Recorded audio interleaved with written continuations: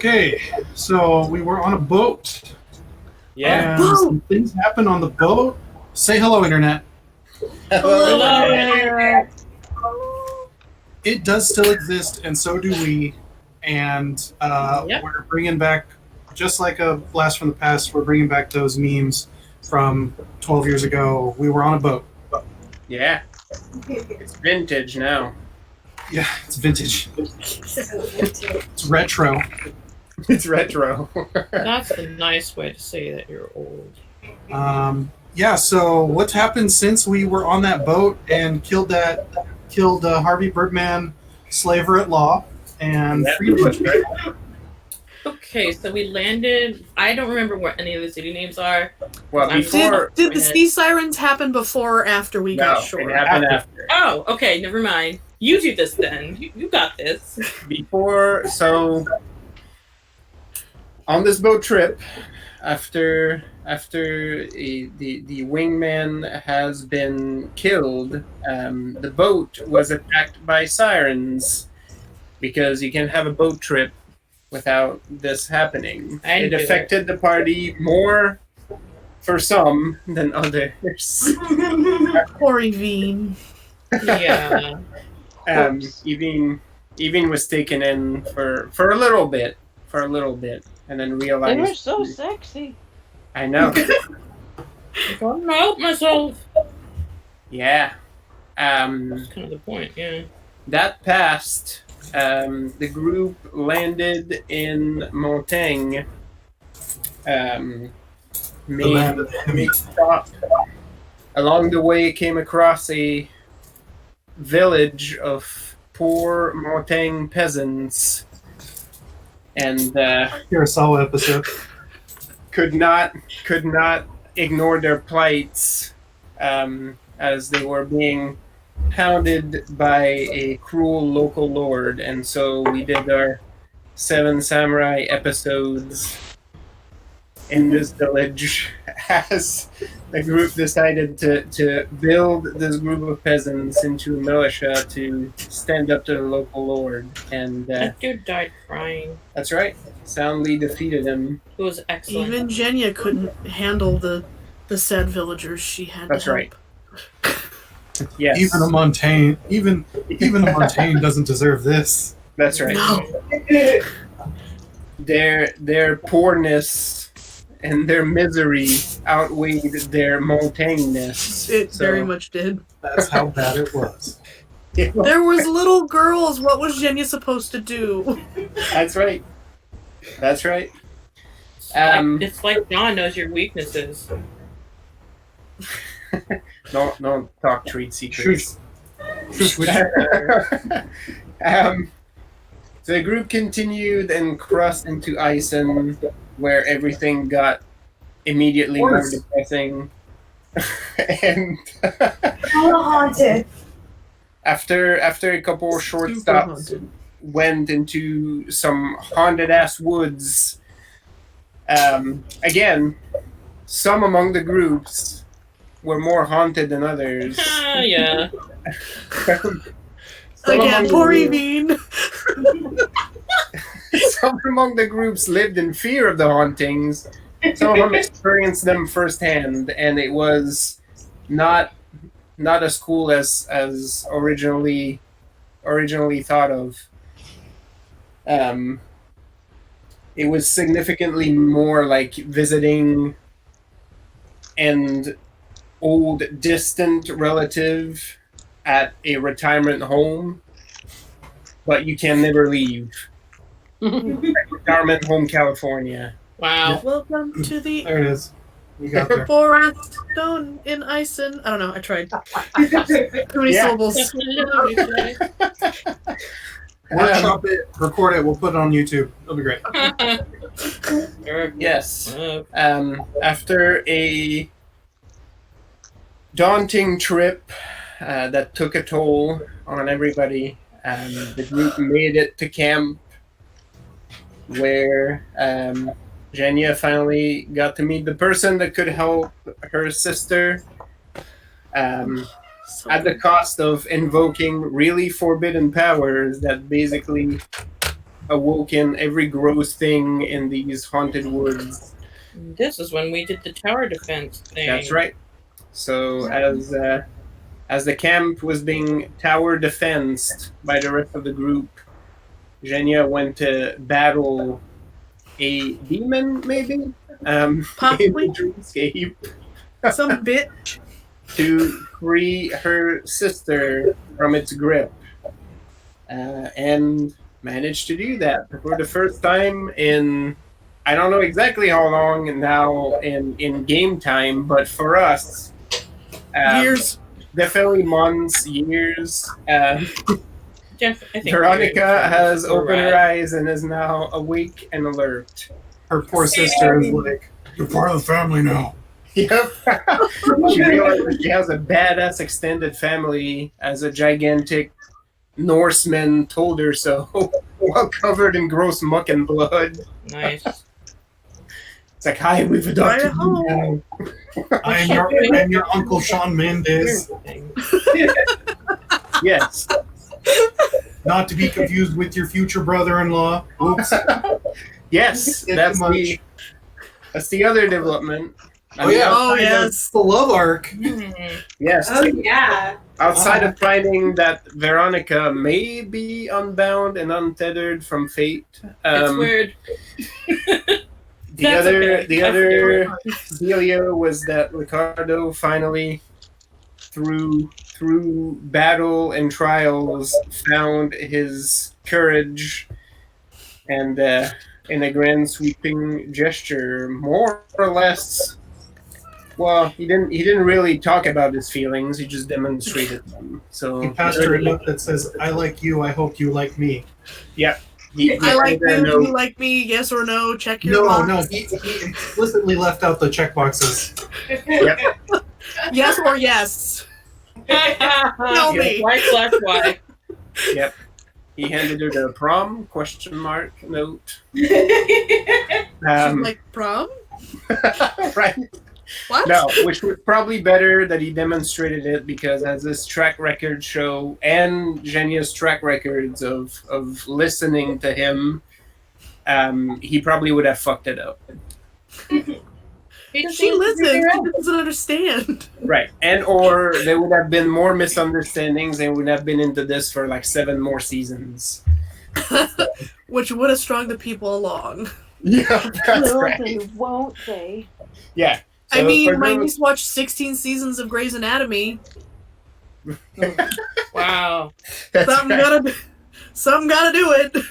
Well, We're for gonna get that time those back, Deanna. for those among the audience who are sticking around for the will they, won't they between Ricardo and Zhenya, you can leave now.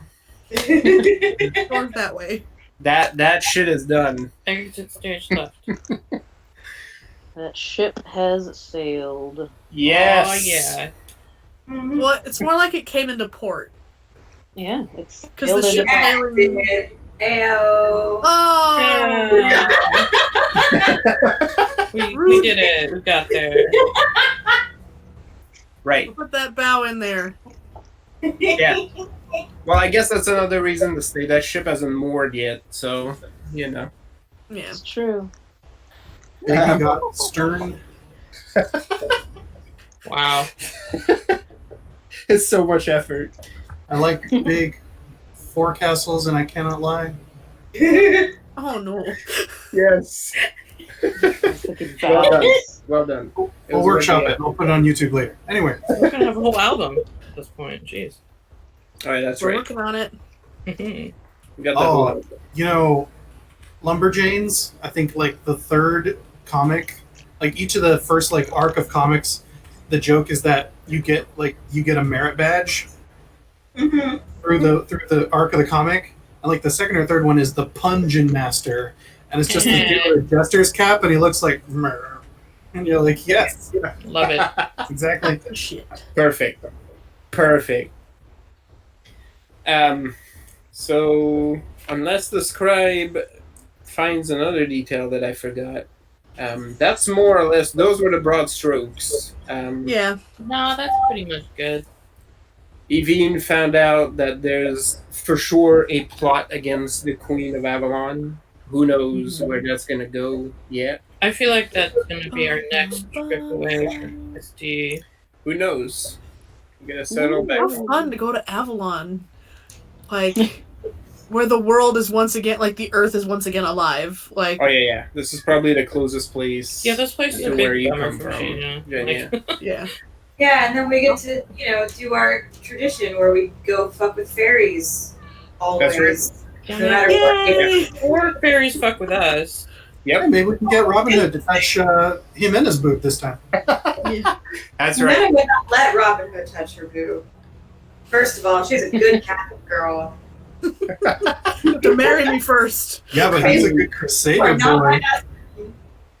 What? Yeah, but he's a good Crusader boy. Yeah, that's right. You We said said you the- were a sailor boy. You said sailor. Okay, that was a little weaker than the other one, but good effort. But two came to the same one, so there's something there. Absolutely. And to make a list of all the songs we have to make tonight. No. So far, there's Recording 3. this? We could just look at the recording. That's humorous. Oh, laughter. All right. So, all of y'all are still in a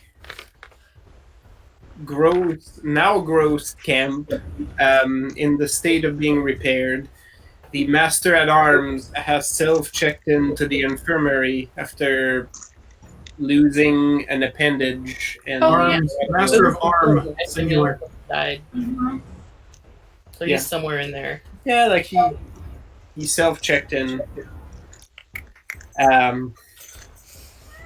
Yeah, people are sort of rebuilding camp, especially the part of the wall that basically just collapsed. And everybody is sort of busying around. Veronica is trying to keep everything sort of straight. There's a lot of names sort of being thrown at her. And She's a Surin. She should know 4 for everyone anyway. yes. But there's an intricate web of how everybody sort of relates to one another. I mean, She's at the core, not sure it's like Vivine this, exists. right? Yep. She They were thinks it's just introduction, another one of Jenya's, like, fairy folk that she talks about. right? Is this like the Um, Makolka? Because I've seen that.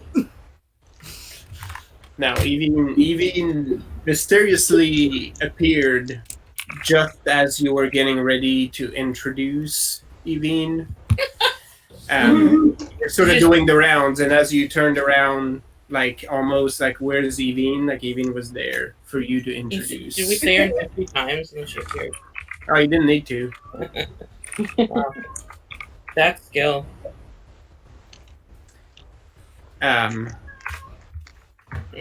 Yes, thank you for that, Lisa. I had forgotten that was a thing. That's a thing. I remember that she could read and write. I forgot that Jenya could not. Yeah, she can. So it wouldn't Yes. surprise me if Veronica's just writing everything down. Yeah, she is provided with some writing implements, actually from the Major's wife.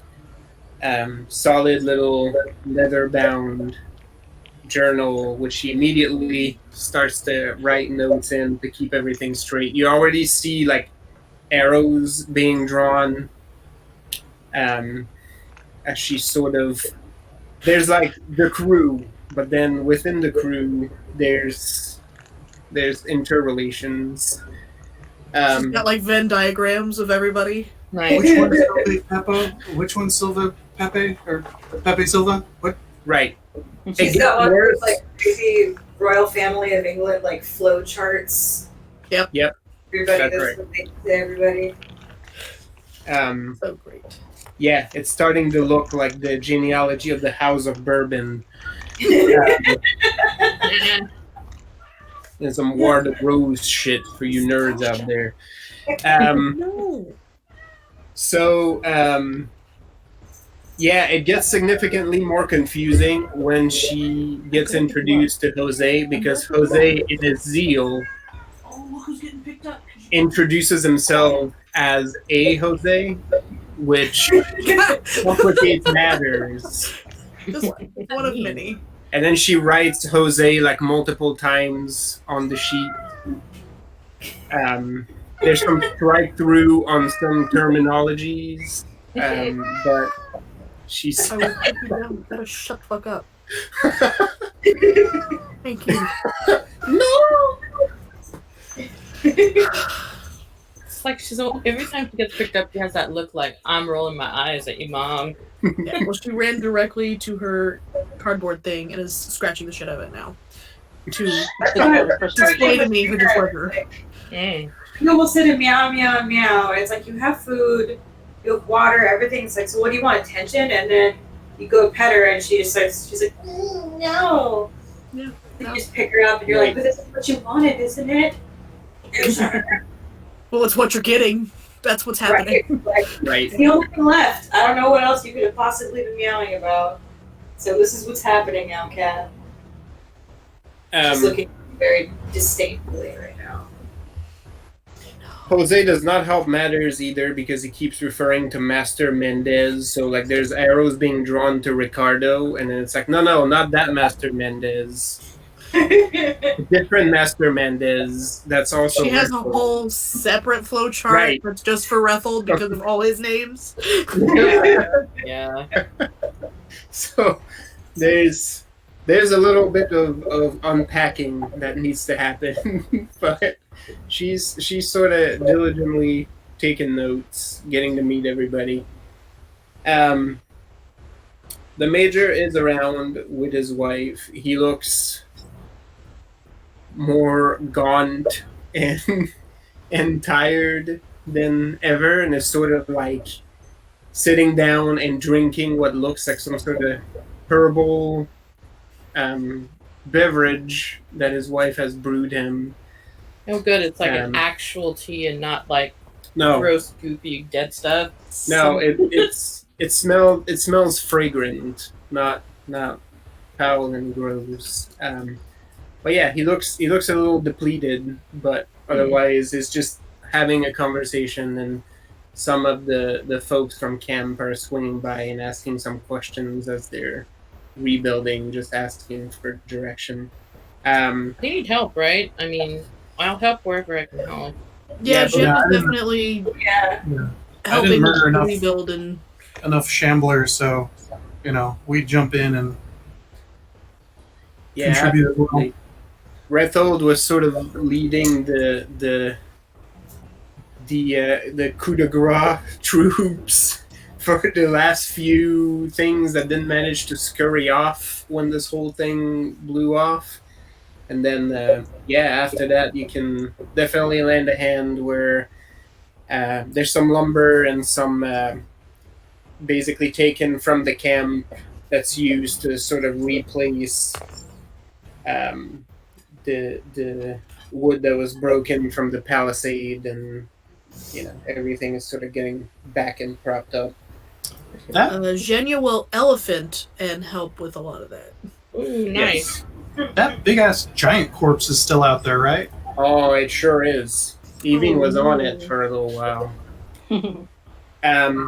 In fact, you see, and I think we touched on that at the last, right before we ended last time. A couple of the soldiers, after a while, come to talk to the Major, to say that they're gonna be gathering the dead, pretty much, and lit a funeral pyre. And the Major had mentioned that he's also the chaplain for the troops. So yeah, that's where we ended.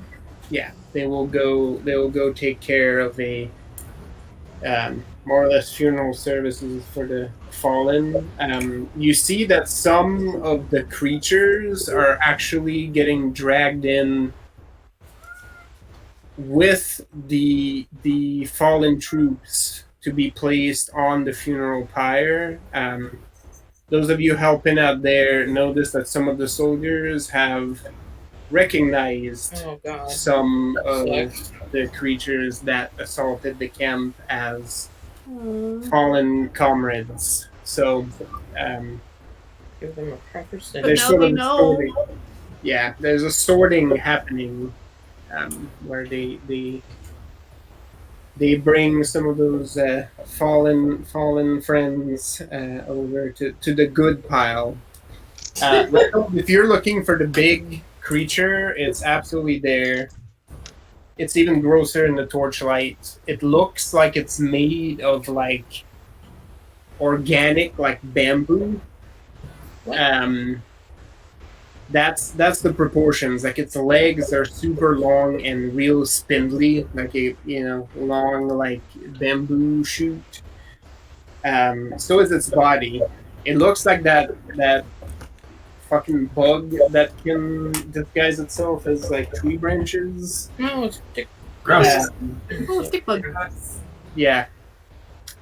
Except it has like a gross face with like a really wide open mouth and a bunch of pointy teeth and two little beady eyes.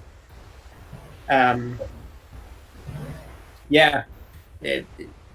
Don't know what the fuck this is, and it's puzzling some of the Eisen soldiers where they're not completely losing their shit over it, but there's a like, huh.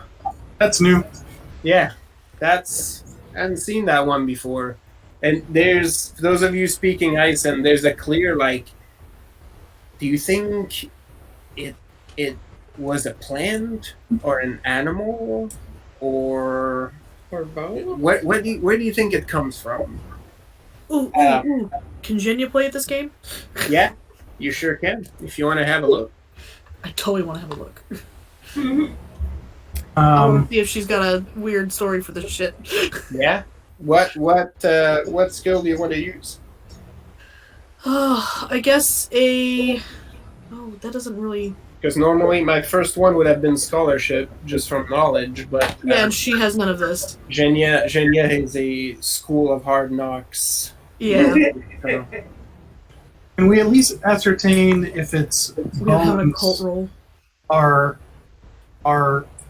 the same properties as bone or tusk, or is it closer to a type of wood or even stone? yeah, you can probably ascertain that. You can inspect it in Someone needs more scrimshaw in his collection. yeah. Yeah. Can I just do a straight wits? Yes. Should you do like a warfare? If it's something you bought, maybe?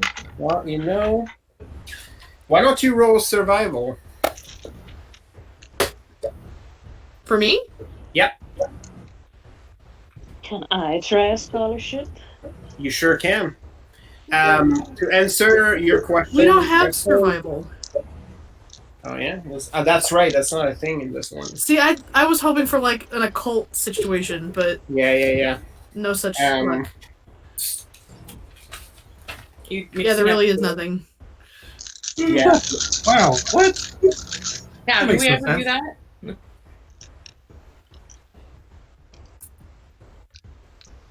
Yeah, Too bad you since can't roll like sorcery somehow. you know what, we're gonna There's no like we're nature. gonna go and homebrew this. We're gonna fucking do it live in front of the internet. Add the skill set and feel free to redistribute points to it as if it was there all along and we know what we're doing. Oh, yeah.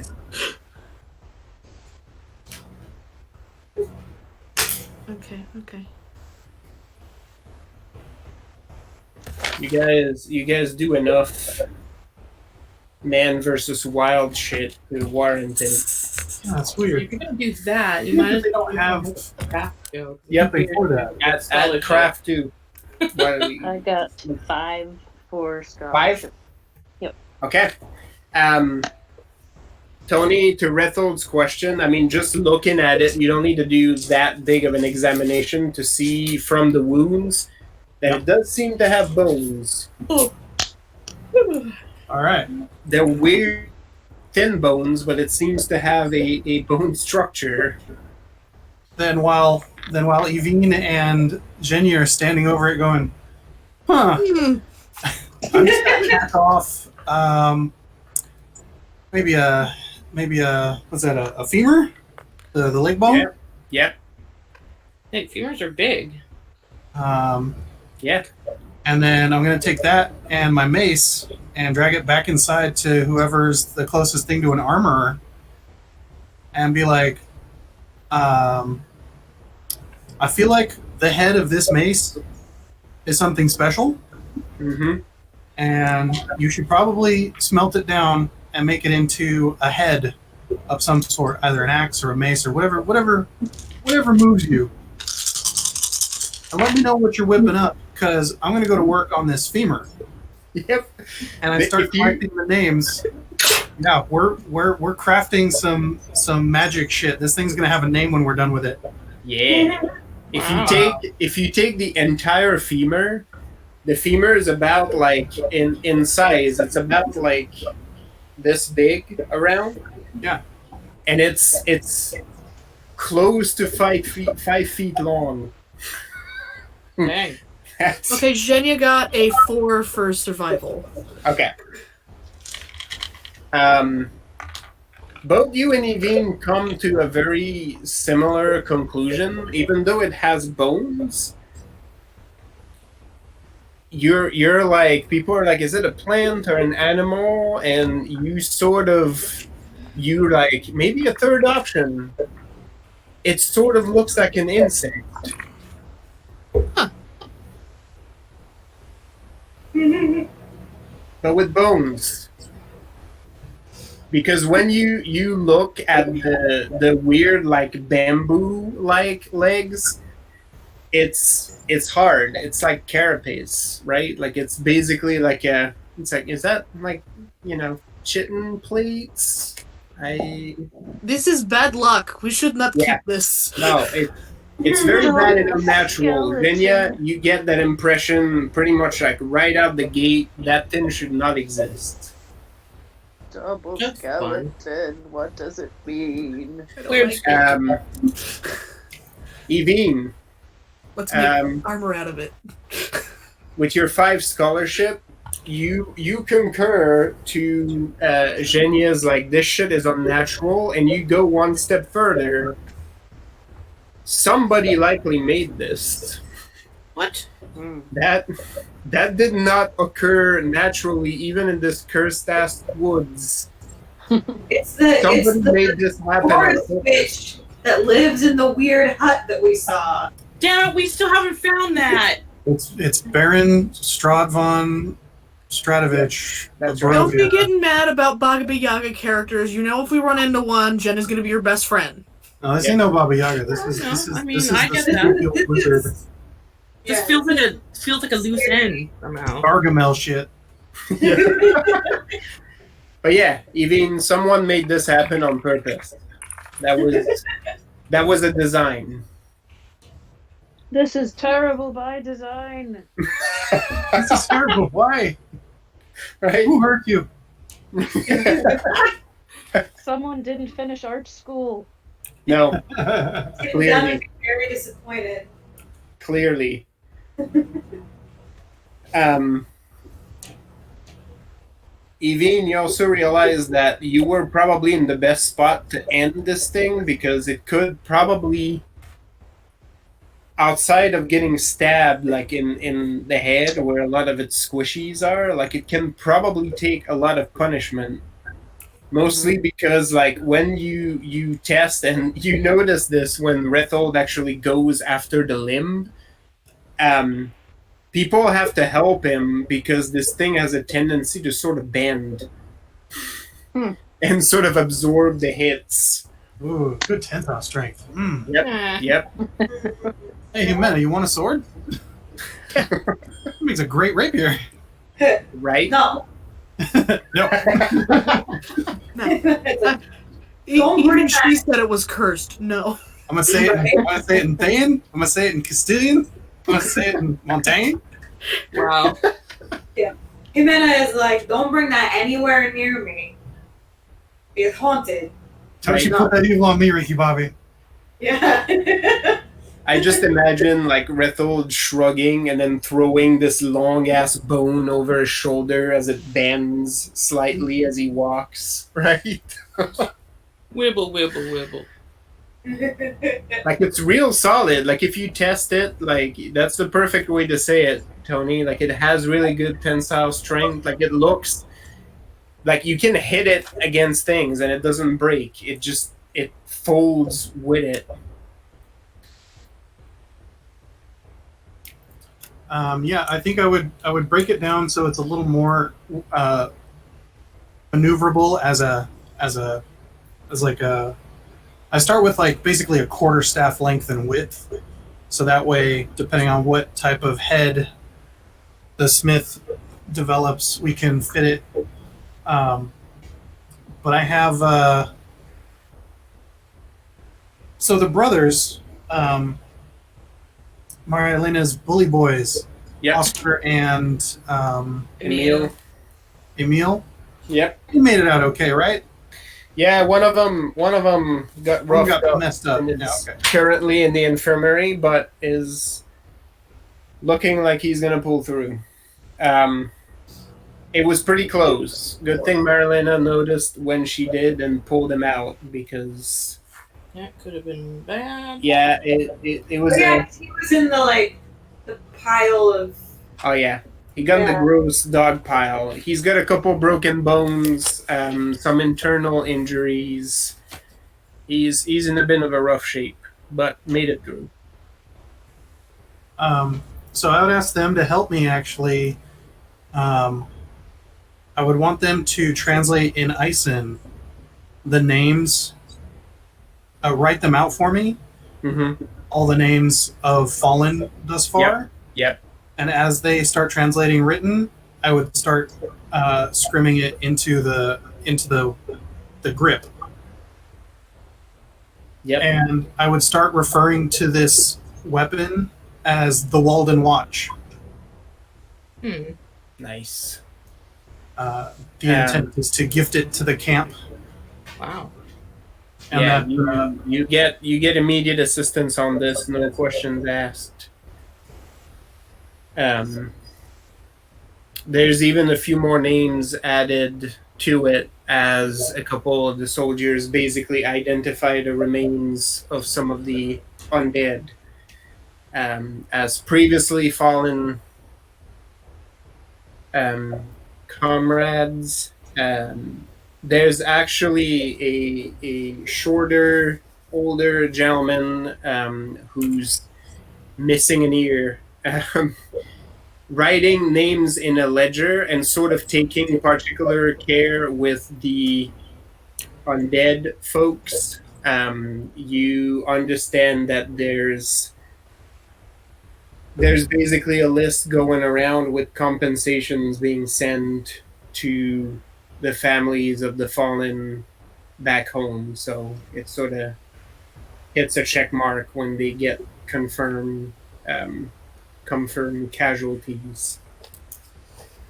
So yeah, there's some of that grim business that puts a bit of a damper on the celebration, but you know, people, there's still sort of a feeling of, regardless of how bad it gets out here, we are thankful to be alive, to continue the vigil. So people sort of busy themselves to it. After a little bit, there's an arrangement made with a pile of wood right outside of the camp walls.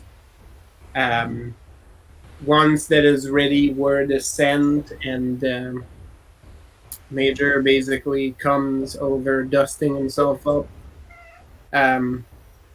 throws what looks like a dress cloak over his shoulders, and walks over with what looks like a really sturdy, like silver censer, and lights up some incense in up in that. He's accompanied by his wife. She looks slightly concerned, but is sort of taking a step back and is just like letting him walk and approach. And is only Evine speaking Eisen? I think Zhenya does, right? No, Zhenya's Castilian and Vestin. I Okay. don't remember if I. Somehow I got in my brain that you had picked it up. How do we pick it up again? Oh, we have to like buy it or something. Yeah. You need dots and wit. Yep. And then it has to make sense. Yep. I know. Yeah, so I guess Evine, you're the only one that would basically understand what the major is saying. And basically, in a nutshell, he's saying, once again, we have to bury family and friends, but the cause remains alive because of their sacrifice. We will never forget it. We will continue to be thankful and continue to carry the torch another day because of the price they have paid. We will make them proud. We will continue to hold the line until our enemy is defeated or until it is time for us to join them in the afterlife. There's sort of a solemn silence among all the soldiers. You see that there's quite a few cups of hard liquor getting passed around. Some of them drop a little bit into the funeral pyres. Some of them are hitting the cups pretty hard. And after a long silence, there's an Eisen to the cause, at which point the entire camp repeats it in thunderous unity, speaking in one voice.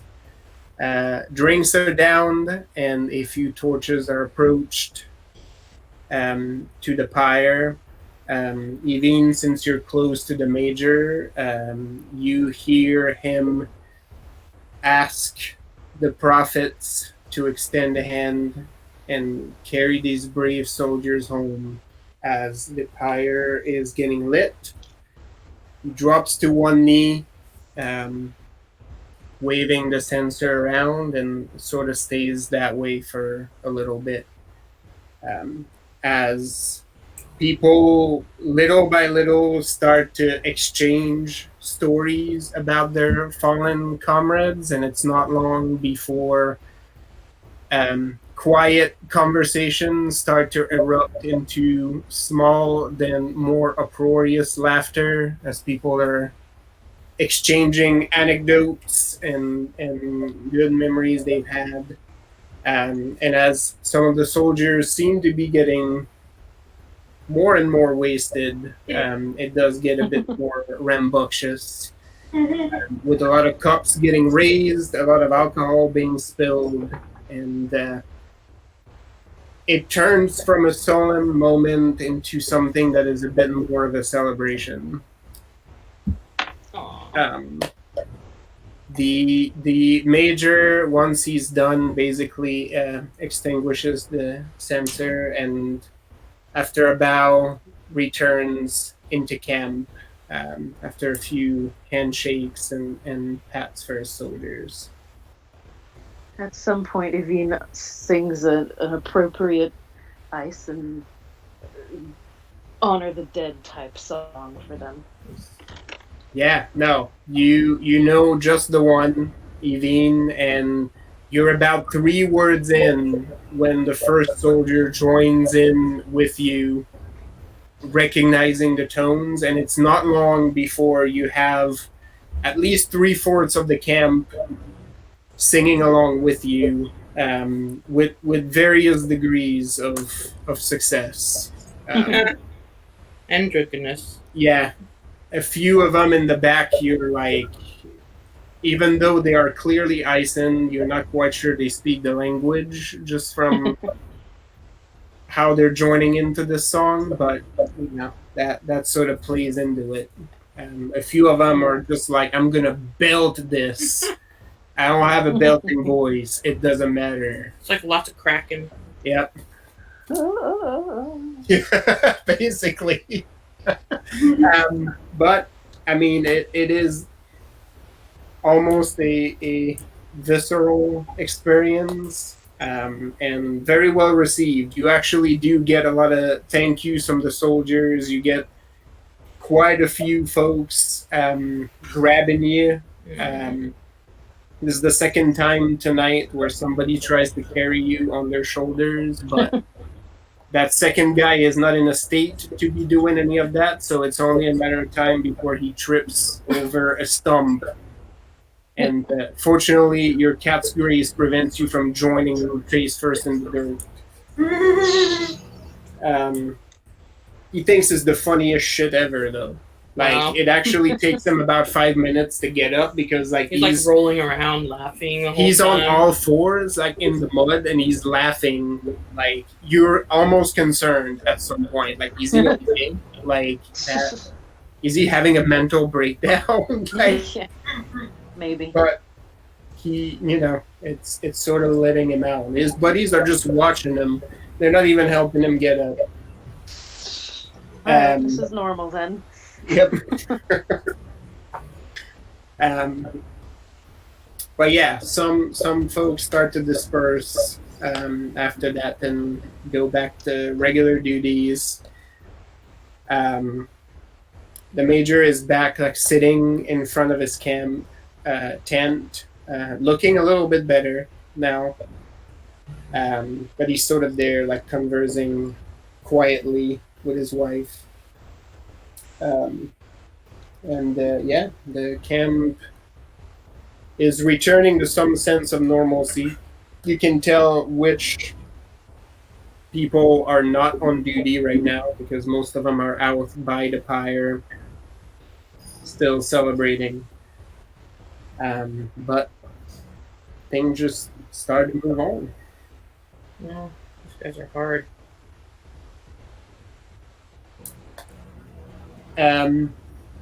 Any specific things any of you would like to undertake? Lisa, I think you're saying something. You were muted. I realized I was muted still.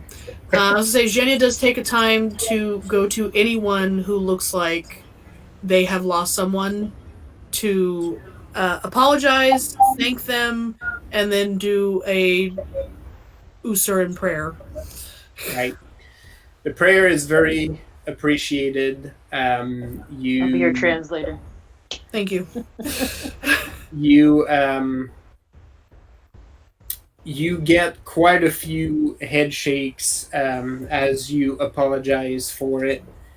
In fact, through Evine, at least one soldier explains to you that this is the trajectory all of them are on. If it's not tonight, it will be next week, or next month, or next year, or next decade. It does not matter. We know. We've made our goodbyes before leaving home. And we are in on this. And as he explains this to you, Zhenya, your thoughts go to your cousin, who clearly has enlisted with these people. Yeah. But there is a this is what we're here for. This is what we signed on to do, and they would be proud to have laid down their lives for that cause. You should regret nothing. And that soldier basically sort of kneels down, even though he can't speak with her, and sort of grabs your sister by the shoulder and sort of takes a moment to look at her, and after a moment says, "I'm glad you're alive." And he stands back up and pats her on the head And with a salute, they return to their duties.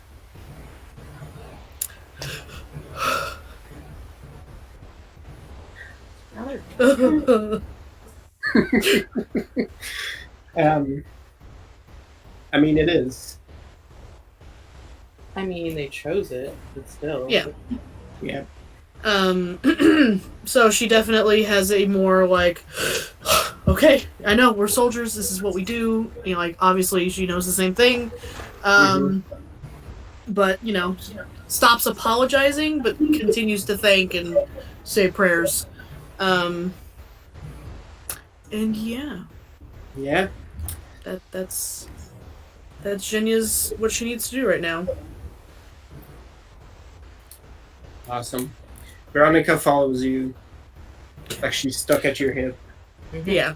The entire time. You catch, and you know this because you know your sister very well. You catch her sometimes like being sort of passive, like she understands what's happening around her. But she's not asking the usual questions she would or interjecting. And sometimes it takes her a moment and she eventually gets to it. And you sort of zone in on the, oh yeah, she probably could hear me all this time and could not say anything in return. Yeah. So how awful. She's still in that space of like, oh yeah, I can actually respond to things. And people will hear me. Yeah. I think after a little while, she like gives her like the nudge, like go say things. Yep. Yeah. If you do that, it sort of shakes her into like, oh yeah, I'm in the real world. Now. I'm in the waking world, right? Like I can actually interact here. Ricardo as well is sort of following along. Aww. My pack of puppies. That's right. I mean, you know, you always collect them, but yeah. Yeah, he's standing by your side the whole time. He's letting you do the talking, but he's always happy to interject when needed. He's sort of sticking around. There's no mention of what happened earlier. But there's no, you don't sense any like sign of embarrassment. He's just like, well, it happened now, so that's all in. We gotta keep going. We're living that best life now. This is the thing.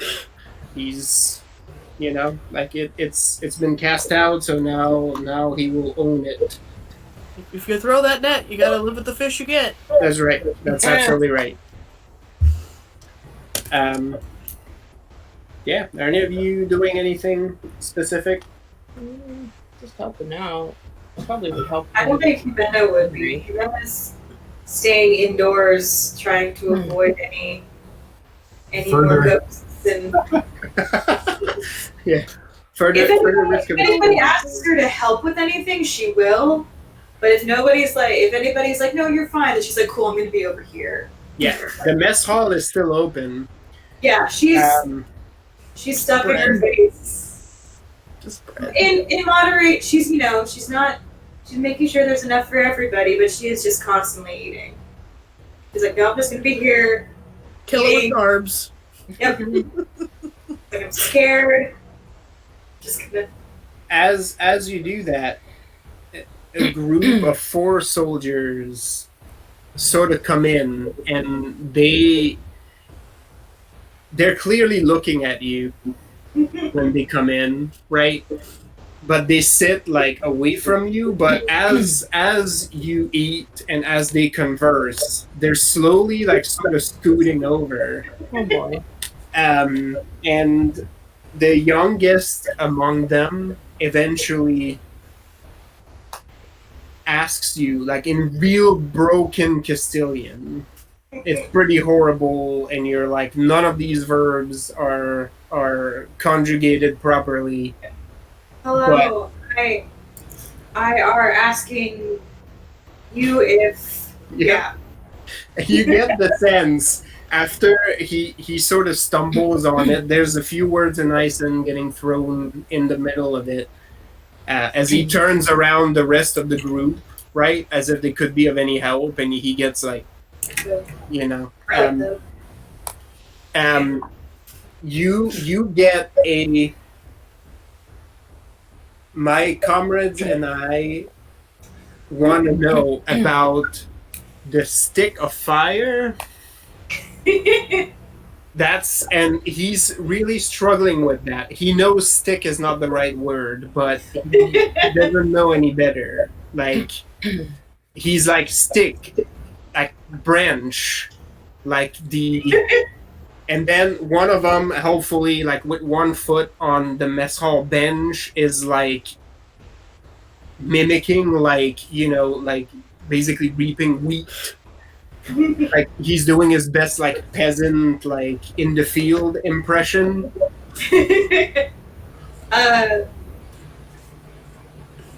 Jimena like takes a second, and she's like, and she tries, because she speaks Thean, so she says it in Thean. She's like, Thean? Like, do you guys know Thean? Is better. And he looks slightly relieved at that. And a second one from the group is like, yes, will work. Oh, and she's like, well, like, it's a thing only my people can do. Although it's weird to talk about it because we're not supposed to talk about it. You get like oh yeah, like you get like like the major. Oh yes. There's like one of them like signs himself, with the cross. Yeah, she's like, yeah exactly. But it's such a rare opportunity because of the fact that normally she's not supposed to talk about it. That she's like, do you want me to do it again? You get like the two that understand like Thean the most, like sort of say something in Eisen, and you get like a, oh, I'm sorry. Yes. And the younger one is basically like, we never see. is great. Like he keeps repeating these two words in Thean and in Castilian. And then you're a magic wizard. The other guy in Thean also latches on to that and is like, we never see. And it's just like, yeah. Fun. And then the rest of the group sort of joins in Eisen, which doesn't help you, but they're clearly excited about it. So Jimena, takes a bite out of her whatever it is that she's eating, bread of some sort, and then she gets up and walks over to, I'm sure there's like some sort of fire, like a hearth or something. Yep. And she just walks over and reaches in and just like pulls a piece of fire out. And she's like, eh? You get a bunch of like, ooh! And she basically just kind of starts like making it into shapes. One of the soldiers is like putting his hand like close to it, and then he's like nodding to the others like, shit, that's real fire. You can feel the heat. Yeah, she pulls it out so it's like a rod, and then she swings it, like she holds it and swings it like it's a sword. And she kind of like shoves it back down. A couple of them like just like applaud, some hooting and hollering. A couple of them are in a discussion on how they could make that happen with like real fire. Oh no. You can tell because like they're making like crazy gestures, like they're trying to figure out a formula for like a stick covered in oil, or whatever the fuck this is gonna look What like. about torch? Right. But yeah, no, they're like just flabbergasted.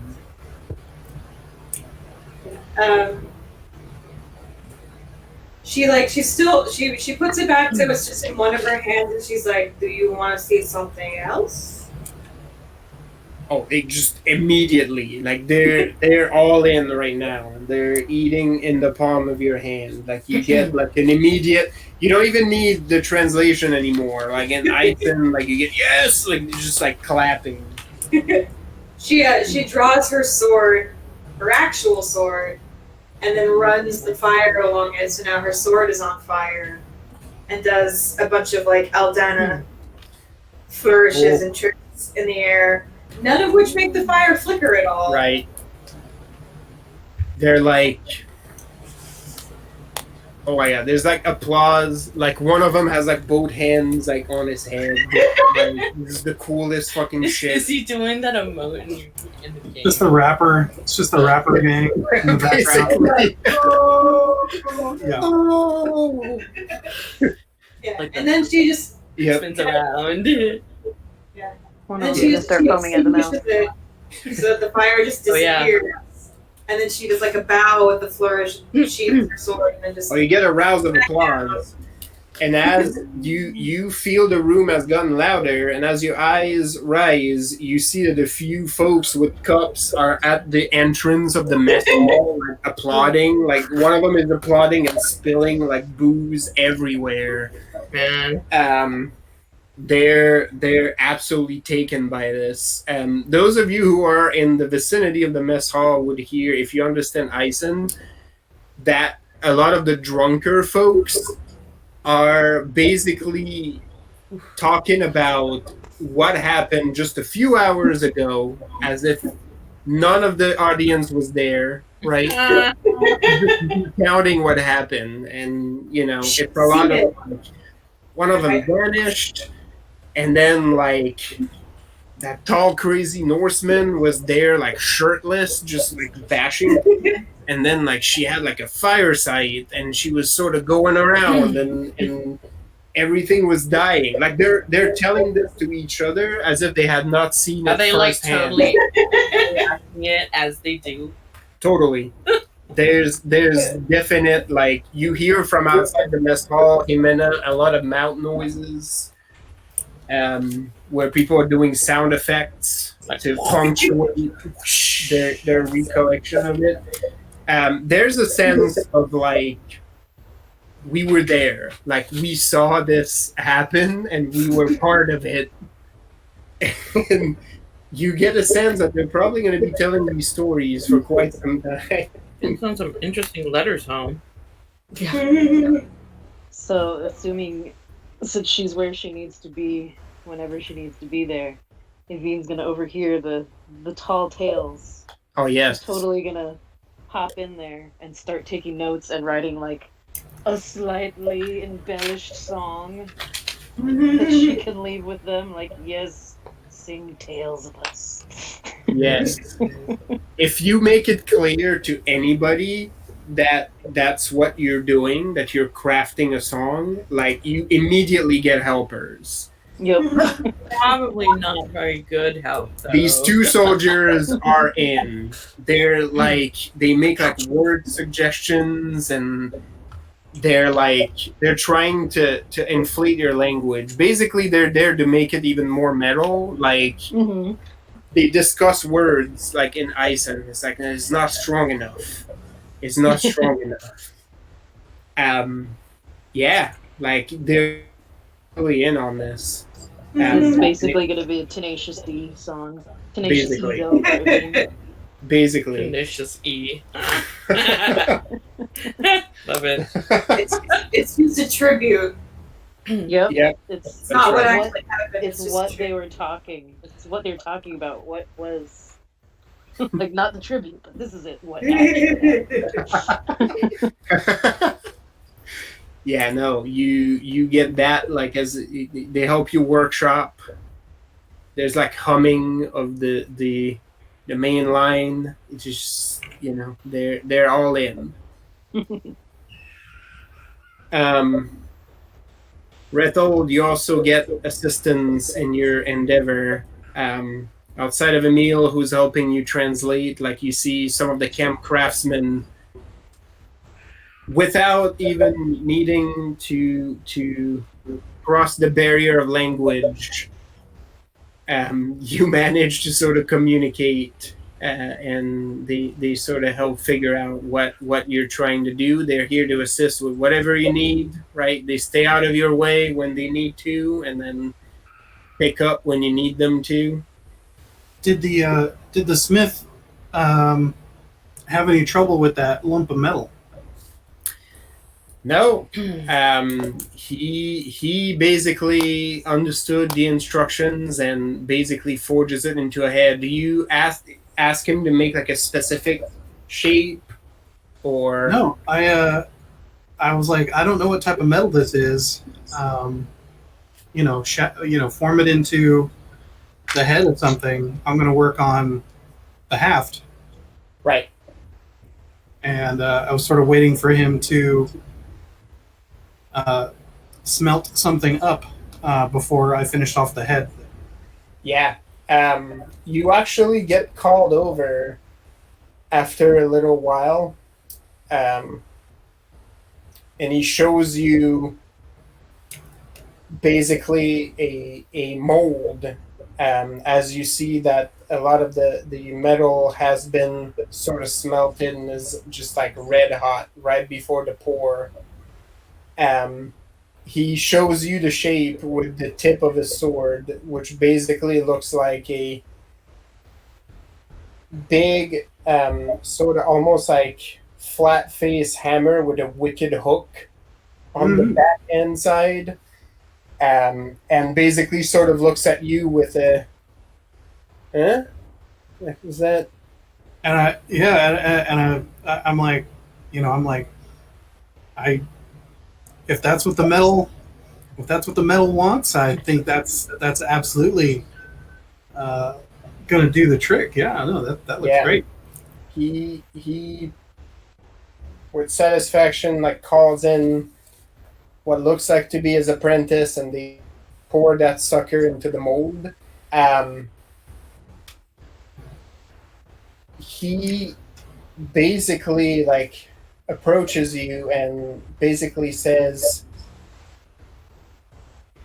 again, in Old Thean, his Old Thean is not perfect, but he asks you, do you know Draken Eisen? I smile and I go, I know of it. He points to the head as it's sort of being poured, and basically says, not pure, but it is. Wow. Yeah, I'm nodding and I go, it's of the land, and that's why it should continue to stay with the land.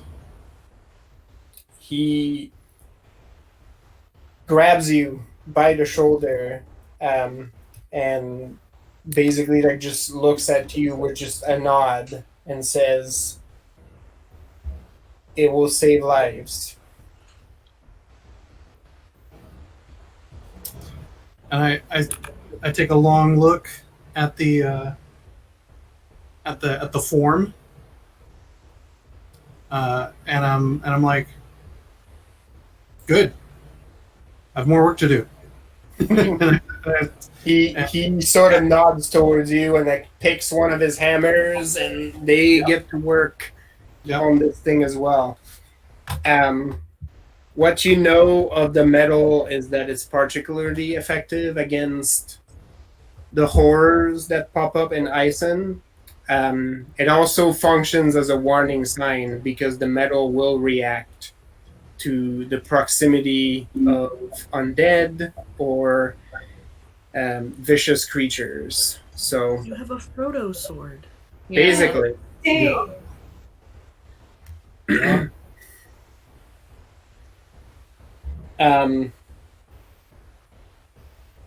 Yes, almost everybody is busy. What's Marilena up to? I mean, helping out wherever I can. Probably lending some of my skills with a needle to the infirmary. For the people that have fallen, there's quite a few wounded as well. You actually pass by Captain Randolph. He's drinking on a bed as people are looking at a stump that is wrapped in several layers of cloth. Mm-hmm. And as you pass by, he raises his little flask to you as he drinks. One of the attendants is sort of trying to wrestle it from his hand, and What, the drink? Yeah, that is not happening. He's sort of working with that. He's still conscious. As he started to poke and prod at his now stump of a hand. Wow. But yeah, the help is appreciated. There's quite a few people who got injured, maimed. But I mean, by and large, even in the infirmary, for the people who are alive, it feels like a celebration, which is weird to you. Not that weird. I think I've been here enough that I understand. Sure. It tracks with what you've seen so far. With the state that thing's in, like the floor is just like covered in blood, like they mop it up like periodically, right? Like there's somebody passing by like just mopping like gross amounts of blood. It feels strangely festive. Well, I assume that I'm going to learn a lot about doing this kind of stuff. Yeah, I mean, you definitely get some pointers about first aid that you're going to be able to apply later. Neat. I mean, if they actually need actual mending, I can do that also. My needle can do multiple things.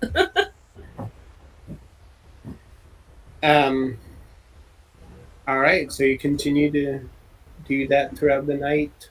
Yeah, as long as there's work to do and it's not like late, because I do sleep rather early.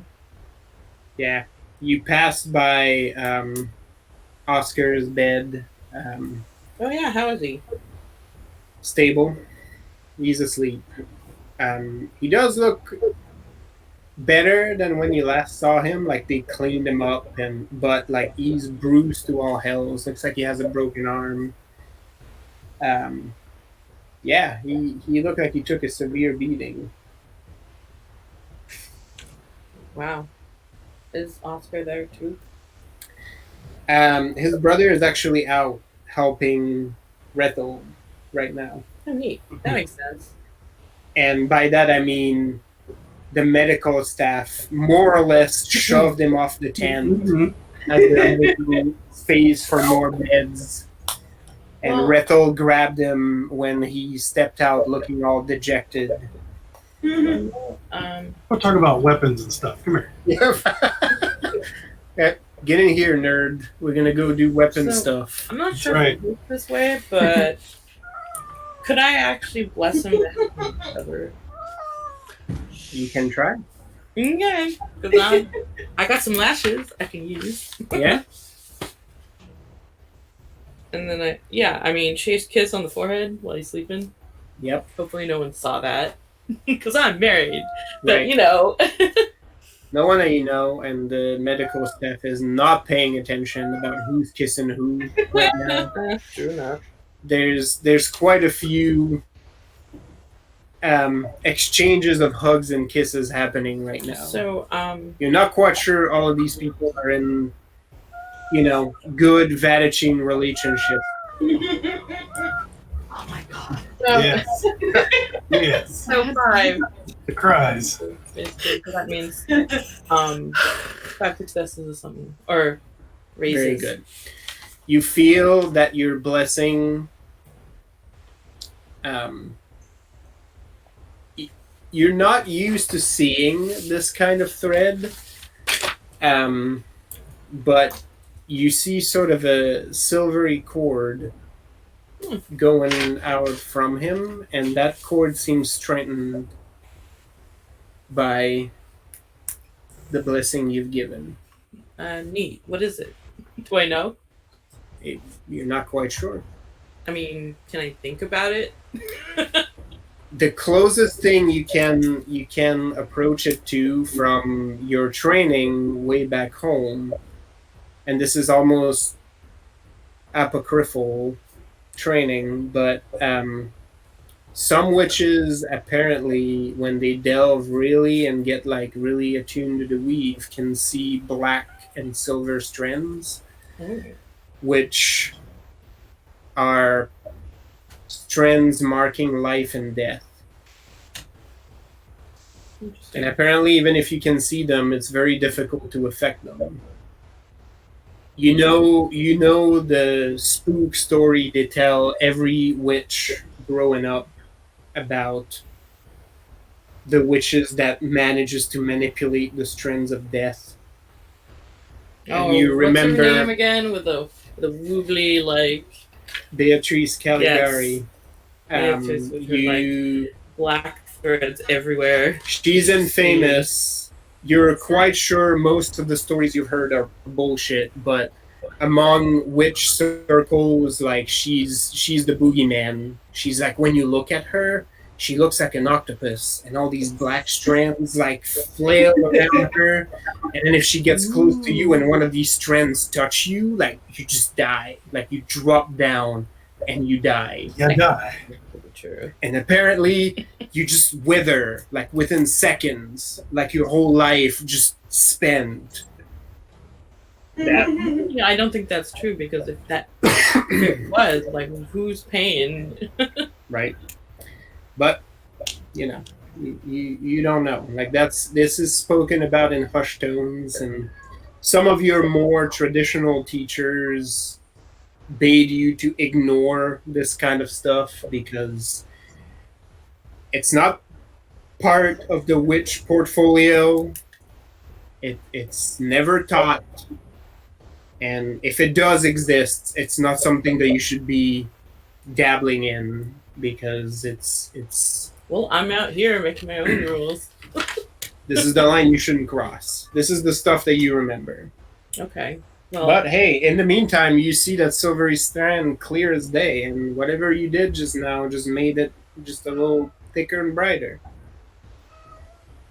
well, I'm satisfied with that. Very good. All right, so everybody wrapping up for the night. Retold, if you stay up working this weapon, the head makes its way back to you eventually. Yeah, I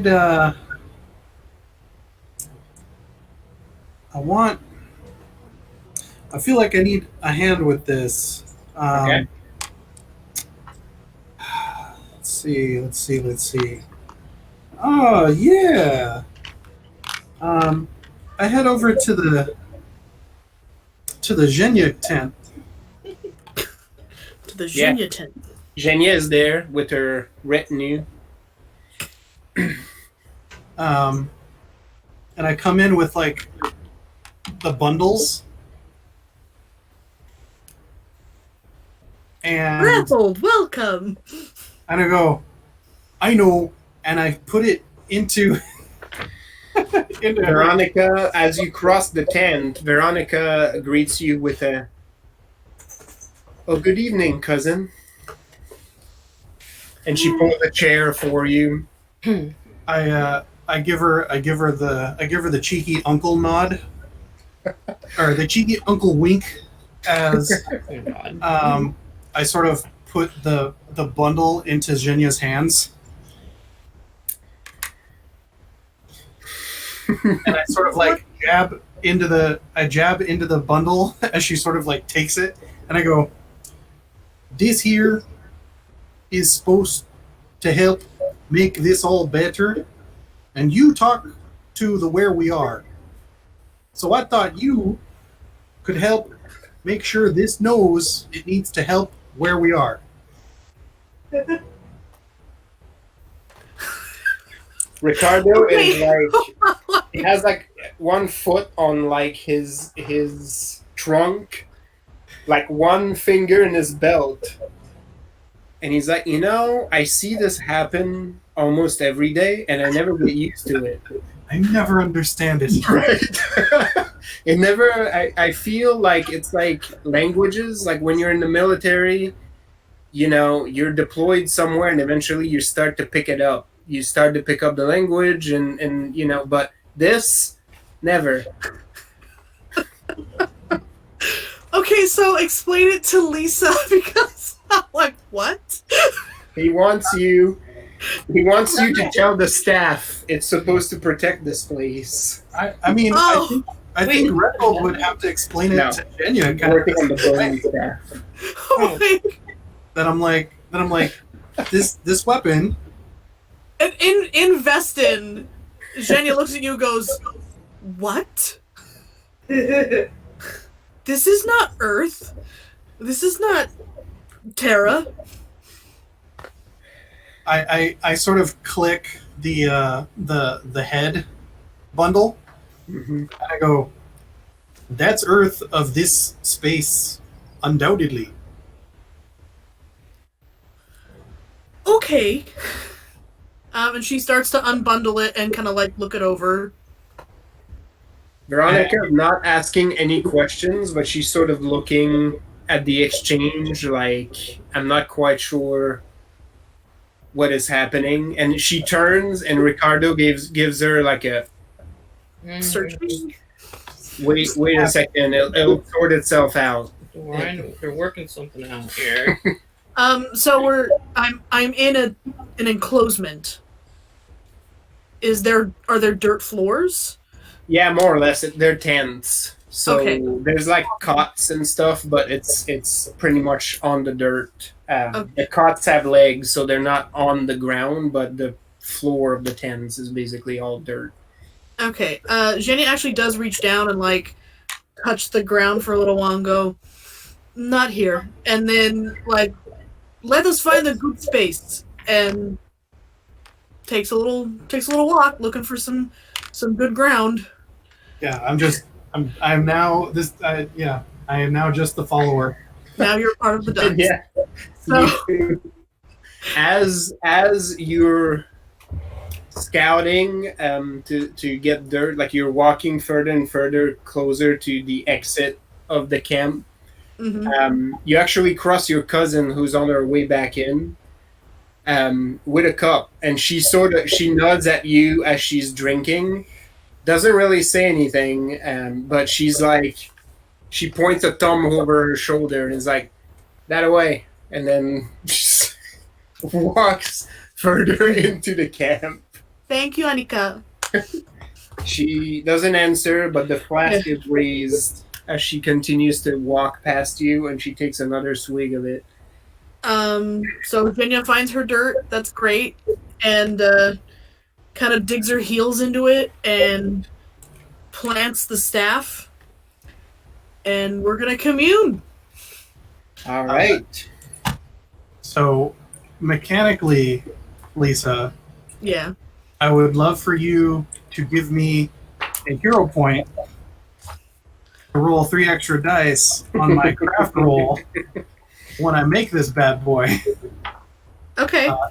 Or, if John wants to do it the other way, lend the raises you get from whatever is happening here to my roll later. John. Why don't we do roll me straight resolve right now, Lisa.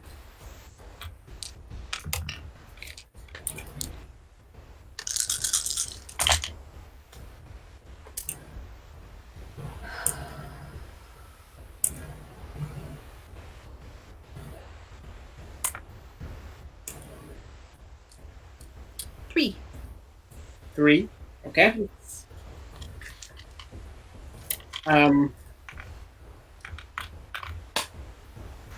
You dig into the earth, and you feel an immediate sense of relief. More so than usual.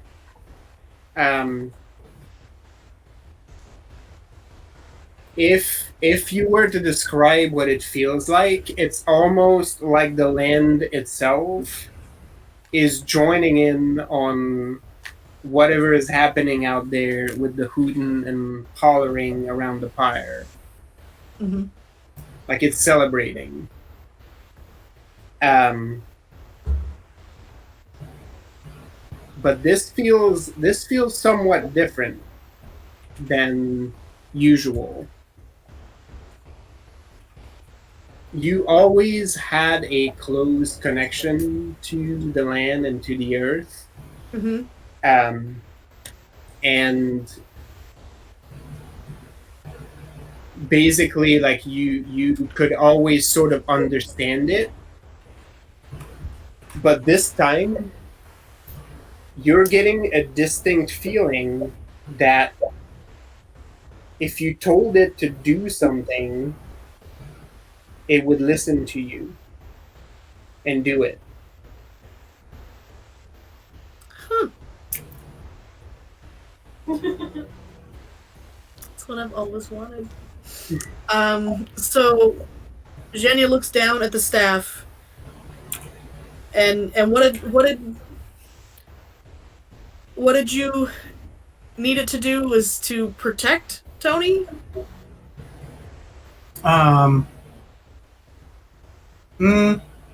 Either protect or heal. You know, basically to help reclaim the land and help it Purify? heal. I think heal would be better because right now it's in a lot of pain, and the wielders of it will likely be crushing the things causing the pain. So I think heal is a stronger option. Mm-hmm. What about purify? Good word. Purify works. Purify's good. So Zhenya kneels down and laces her fingers in the earth and asks it, Matushka, grant this staff your purification and healing. Okay.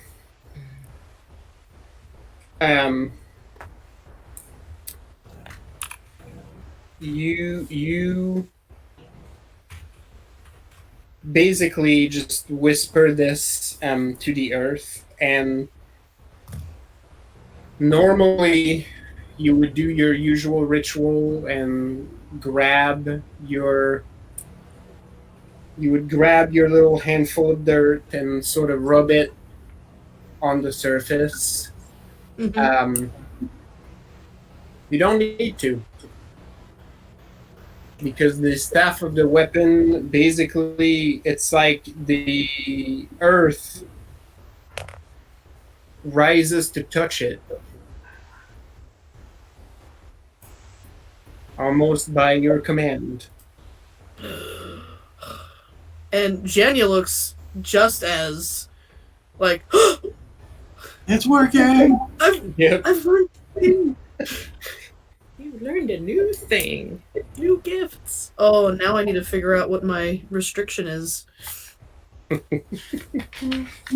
Oh, great. I already can't tell lies. I can't do all these things. Right? What are the ones you currently have? Kindness, efficacy, honesty, and moderation.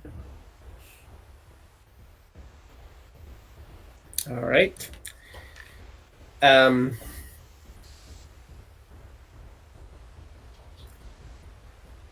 As the earth responds to your call, it is both surprising and also feels natural.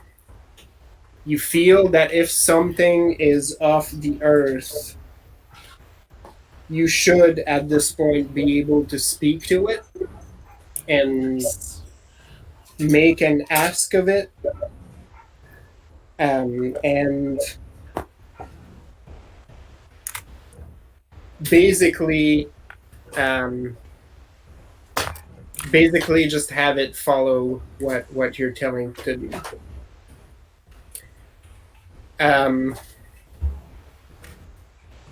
You hear the whisper of the wind again, sort of gathering in your ear, and the familiar voice in the wind, very distant and very close at the same time, saying, "You are my daughter. You were birthed from my gifts, and now you have power over my dominion as well. Holy shit. But know this, you have made yourself one of my champions. All over the world, there are those who rise against my gift to this world. You will not ignore them. And wherever they are, you will stamp them down."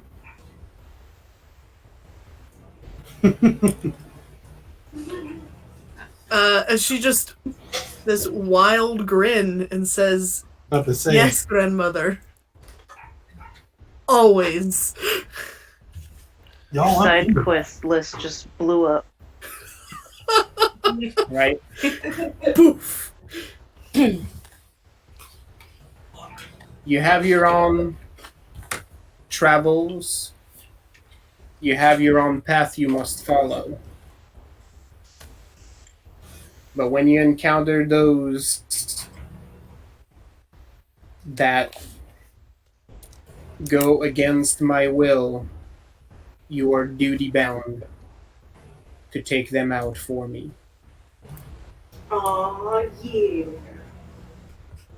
You guys got a literal like crusader on your hands now. Nice. This is from Mother Nature, bitch. Yep.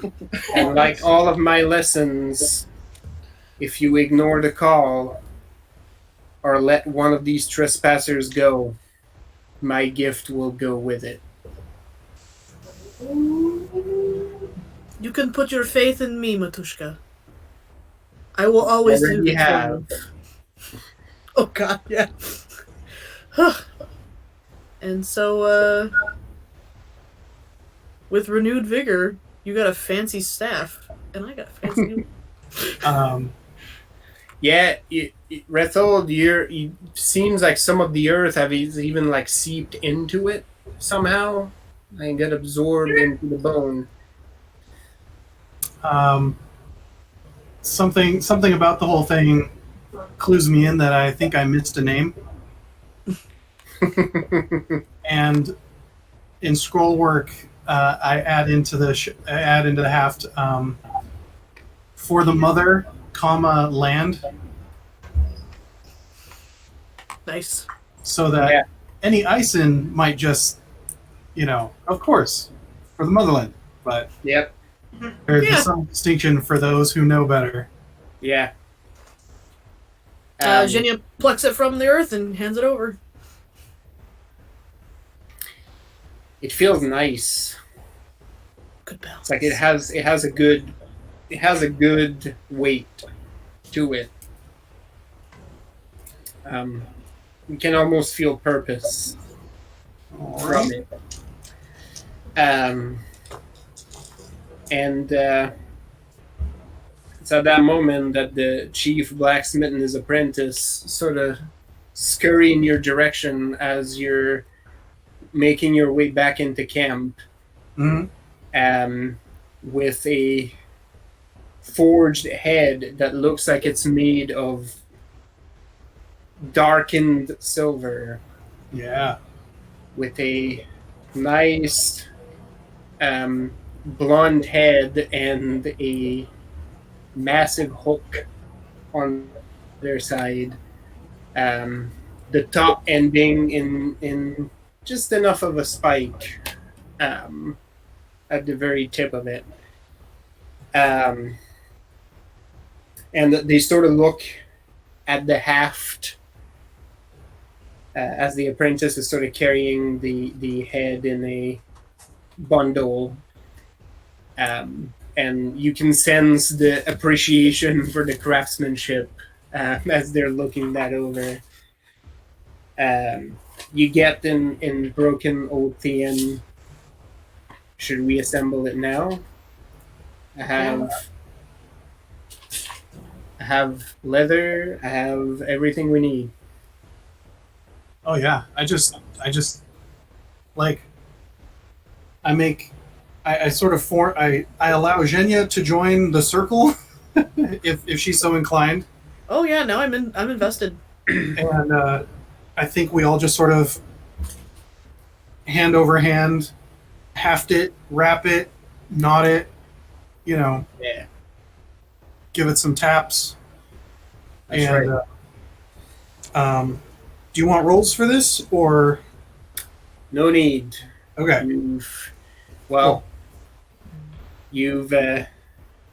You've worked your intent into this, and so the weapon is assembled between all of you into something that is both pretty awe-inspiring and at the same time seems to have like an almost quiet, dignified aura. The blacksmith basically like grabs it and approaches it to some of the body parts like basically piled into the camp that are up for cleanup. And the moment it comes close to some of them, you see a dull silvery glow emanate from the top of the head. The apprentice just like erupts into laughter at the sight of that. And you hear the blacksmith and Eisen say the equivalent of like "son of a bitch." What? I think I've got my arm like patting Zhenya on the back, and I say to them, I'm like, I think there's a one-armed master that needs a new limb. Oh. Both of them just like start erupting laughter, and it's like, yes, we should actually start with that, or it will fight every man and woman in this camp for the right to wield this thing. So we should break the news to him early. Nice. Neat.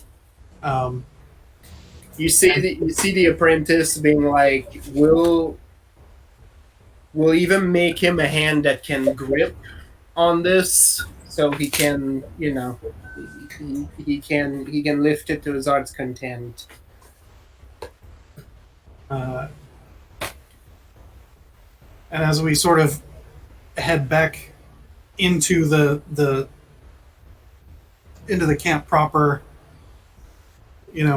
I would be like, if it wasn't apparent before, this is a tool of the land, and I think leaving this wood would diminish some of its ability.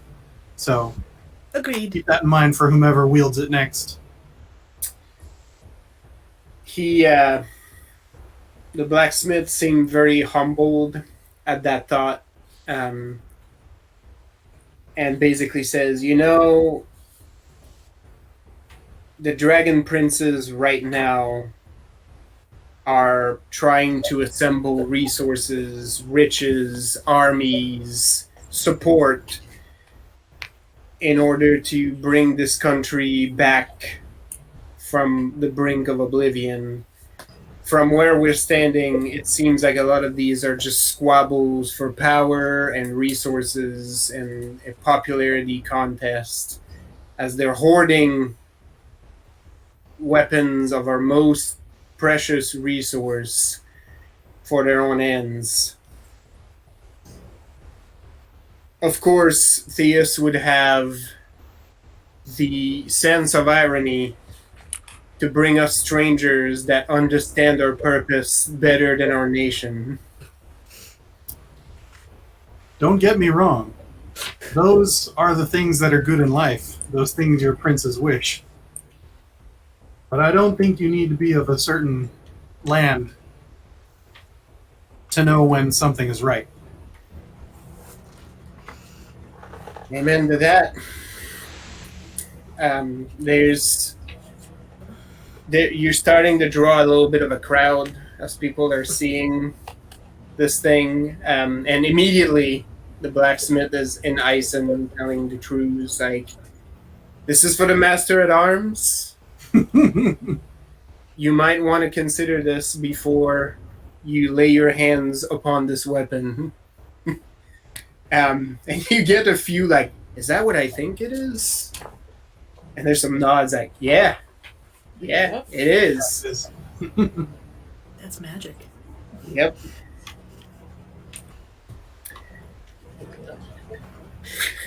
New notebook.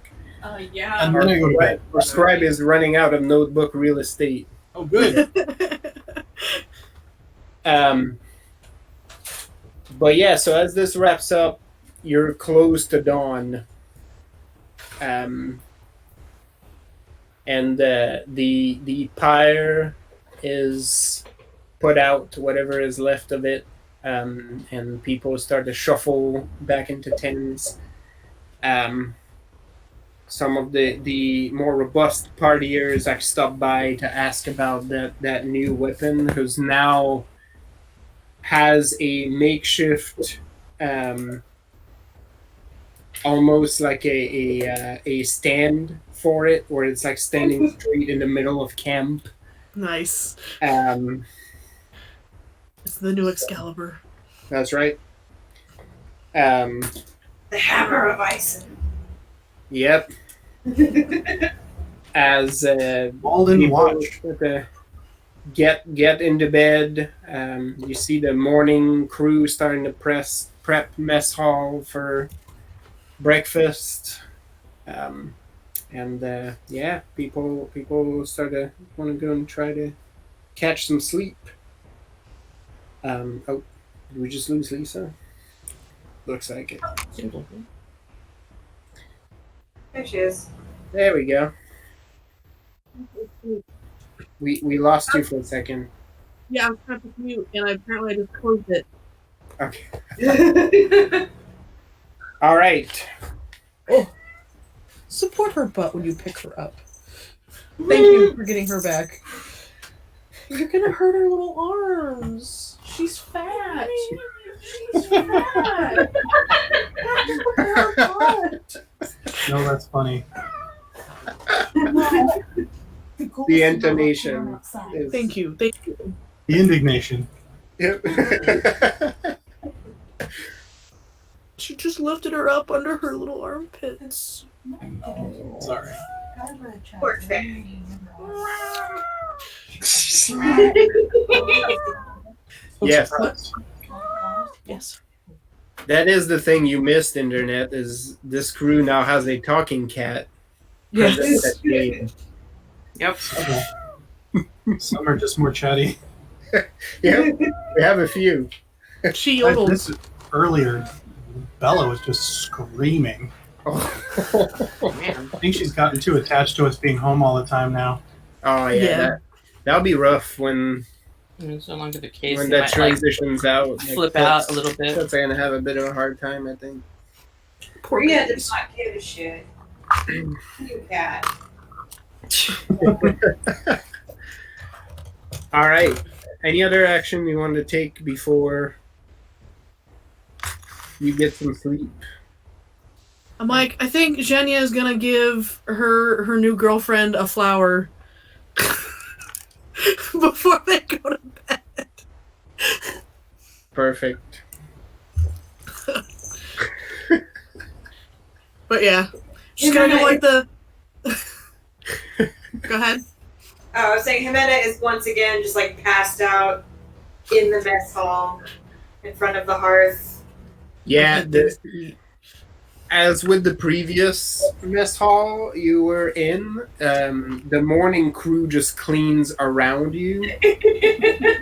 They don't touch your spot. Like you have like you're clear, and you can tell because like when you wake up periodically to stir, like you clearly see the outline where your arms were extended and like the crumbs.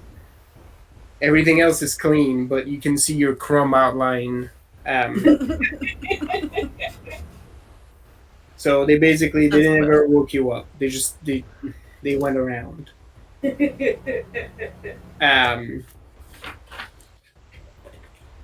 But yeah,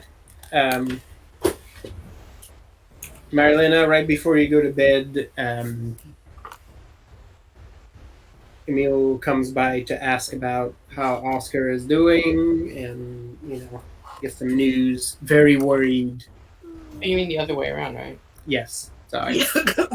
I was confused for a second there, that's why. Oscar wakes up from death and asks how Emil is. That's right. They switch places. Shit! They're not identical, are they? Shit. No, they're not.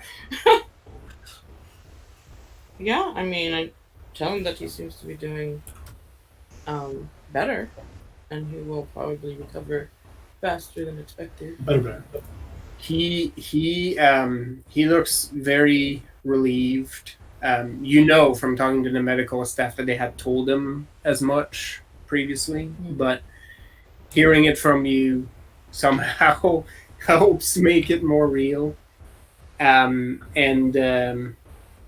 Almost to your surprise, he looks like he's very much struggling for the words right now. There's a moment where he almost looks like he's gonna sort of choke up, but he actually takes a knee and just says, "Thank you for saving my brother." You're welcome, but for one, you are my employee and I take care of my people. Protecting my investment. But also, it is the right thing to do. He puts his head down and says, "We are in through thick and thin." I'm glad to have you. You were both a very good help here in this land where only a few of us even speak the language. Yes. Well, I would argue that even a countryman struggle with that. So, he sort of stands up and does himself up a little bit and says, "I better get some rest because I probably will have to carry that useless sack when he comes out of the infirmary."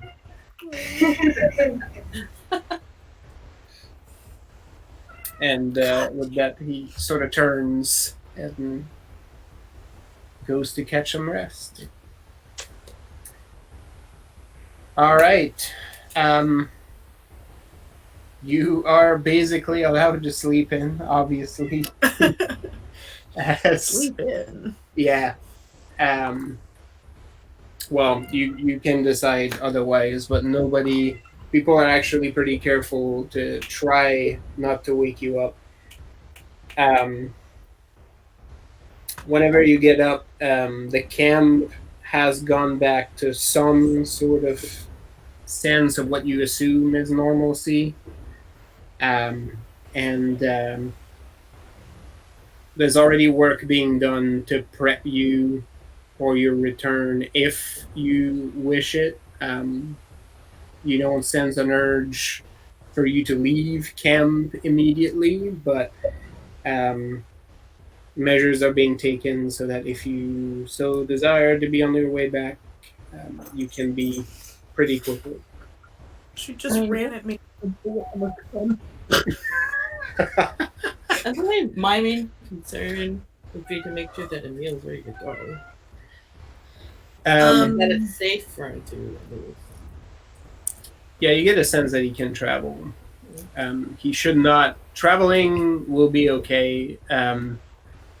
You get from the medical staff insistence that he be kept away from strenuous activities for a while. Riding should be okay if you don't go at a crazy pace. If you have a cart, have a hog tie. because you can lie in Do it. we have a cart? You can get one. The camp is willing to offer one to you if you so desire. Mm-hmm. All right. Is the camp put back together yet? Like the walls and stuff? Yeah, more or less. You because Jenny wouldn't leave until that's done. You actually get an appreciation for that as you get up, Genia, because you're like, that must not be the first time this happens, because these folks had logs ready to go as replacements, and it's more or less patched up at this point. There's still some work that needs to be done to repair the walkways, but the walls itself has been remended. In fact, they sort of took it as a priority right after the attack. Okay.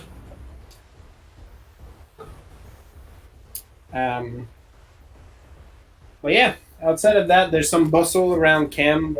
From the business is going back on. People busying themselves with various duties. You see that some of the crews are back to training maneuvers. Some of them you clearly saw were partying last night, and they look rough, but they are up at duty and doing those maneuvers. There is no complaining happening, even if some of them look like they're about ready to crawl into the shade right now and catch a snap. That's impressive.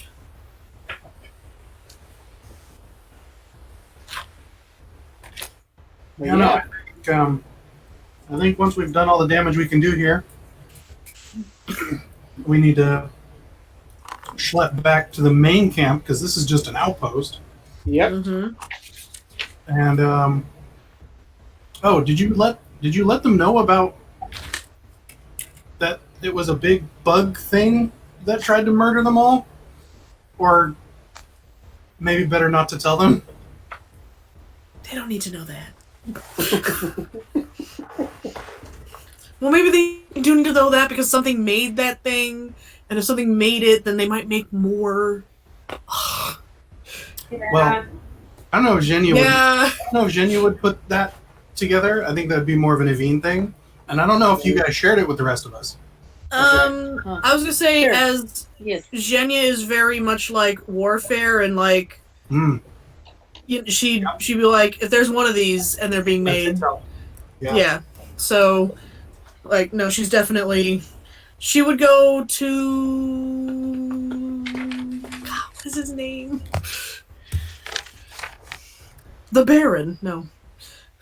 Duke. The dude. Yeah. Major Krauser. Yes, Major Krauser. She would go to him because he's definitely the last person she's gonna talk to before she leaves, obviously, and give him pickled things that'll.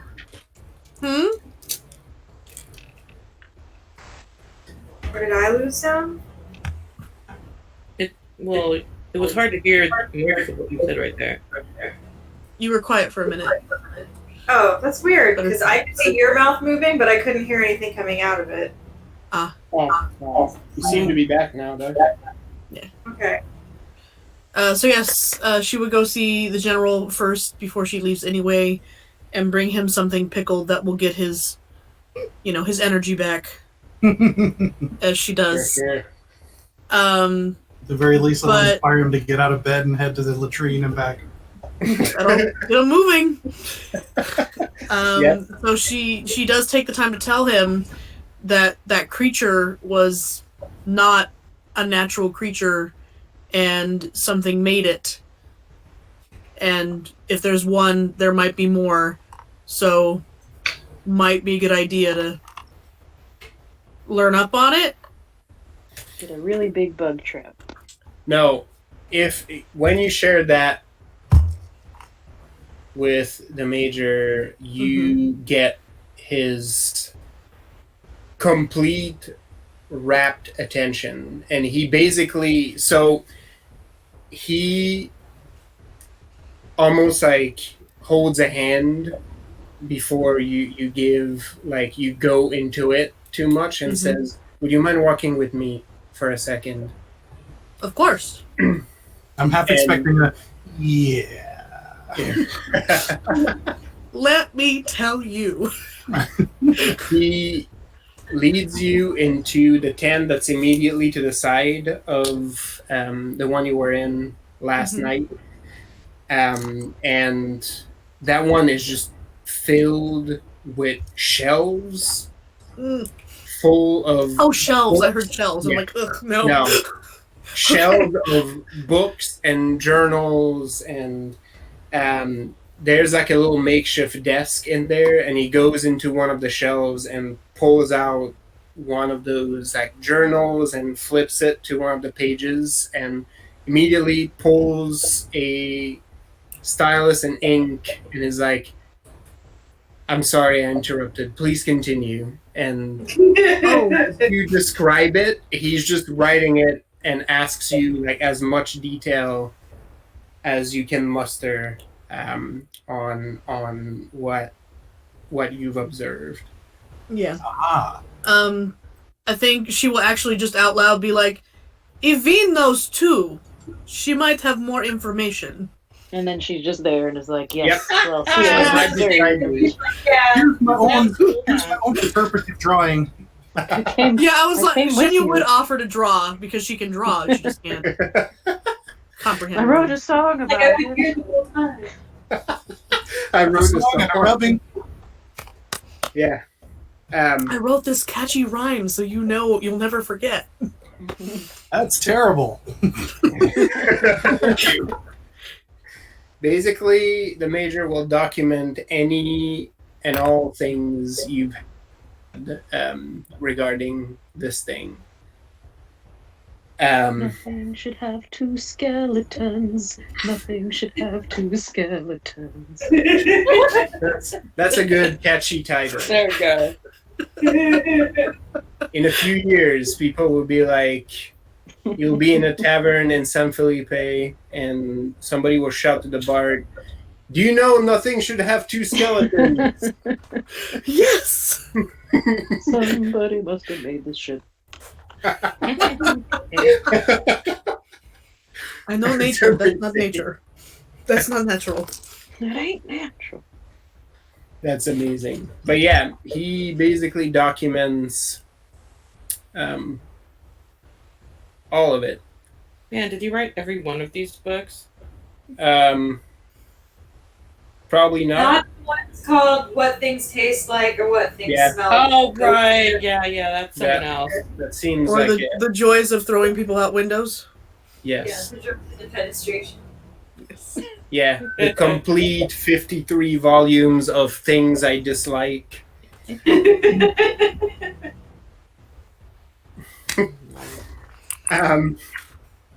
But yeah, there's Evine, especially you get a sense that this is probably a library of unnatural things. Just documentation on shit that lurks in these woods and elsewhere in Eisen. The Library of Nah. Yep. Okay. Nah, bruh. Nah. Nope. I want to read them all. There's no time. I mean, you can stay, Evine. You'll catch up with us eventually, I'm sure. It's true. We That's probably right. wouldn't even notice that you were gone. Yeah. We'd Yep. notice, but we'd be like, you know, And she's probably here. they're Yeah. quarantine things. You weren't there. To do some night stuff. You miss your friend? Yeah, but she's always with us. Oh, yeah, no, I know how that goes. No, like, she can, like, but see, oh, there she is. Right. She'll show up when she She's needs to. here now. She's always with us in spirit. And it's like, oh, I'm sorry. Did she die? No, she didn't. She's. You just have to there 3 times and she'll show up. Every time you're near a shadow, she probably heard that. Yeah. Right? Like, say her name 3 times, spin in a circle, knock on the tree. She'll appear. Who's your friend? Look into a pond. Right. Have a magical moment with water. Sing Yeah. a song. She'll show up. Yeah. But Oh god, that'd be a great trick to play on people. Make like, oh, you have to look in water to talk to her. You just be standing there, but then when they turn around, you're gone again. So they Right. Yeah. like the water. Like, it doesn't work. Like, I yell underwater, but it doesn't carry. Oh, I love it. I was thinking about Marito. Oh, yeah. They talk to those weird fish people. Yep. Yeah. Stick your head in the water and talk at it. Yeah. And they just talk to you in, like, bubbly language.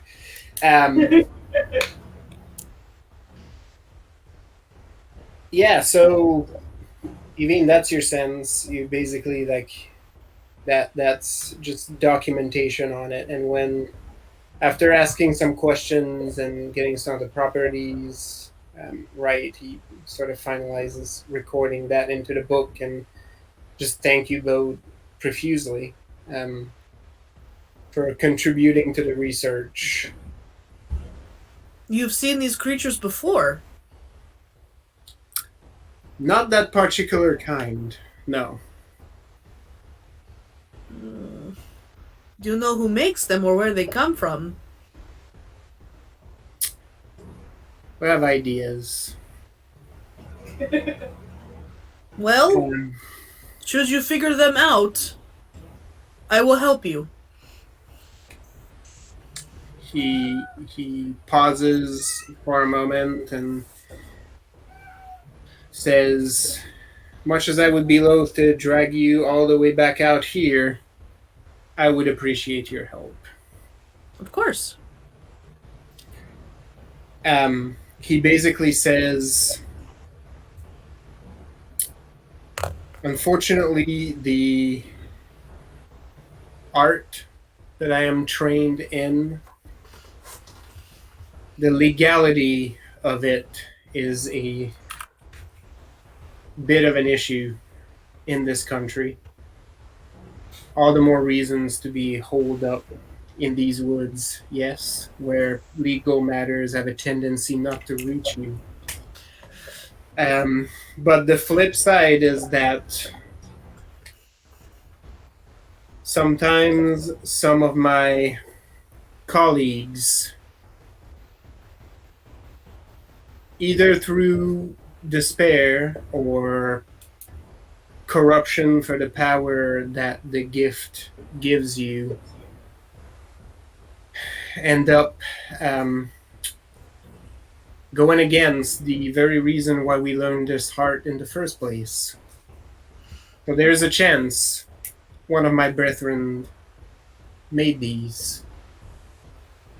At which case, I would be more than happy to bury my hammer square in its face and send it back to Theus, as obviously this person needs some time to reflect away from this life. Yes. Hearty shoulder pat and a thrusting of a jar of something questionable. He accepts it, looks at it. Considers putting it on the shelf. Right? No. Oh no, he might not be able to tell. Yeah. No, it does not go on these shelves. He sort of looks at you and says, thank you. I haven't seen one of those in ages. You know my mother is from your country, yes? No. How wonderful. I mean, you're related? Are you related now? Probably. Let's be real, right? He says, yes. Not all Asurans are related. That's racist. Is it racist if it's true? I'm like, everywhere we go, she runs into family, so like Right. for real blood. So you watching this on internet comments like this is your good white boy content right there. Everybody calling me a white boy? Damn. Me? I mean, Me? me. My statement. I was like, is it racist if it's true? The most fucking white man shit ever. Oh, okay. I Um, don't take you seriously when you say things like that. but yeah, he says this is how I get my first name, Alexei, from my mother. Well, then Matushka is already here watching you. You did not need me to ask her. Only Sometimes with one eye because it's half. Sometimes it's good to be reminded.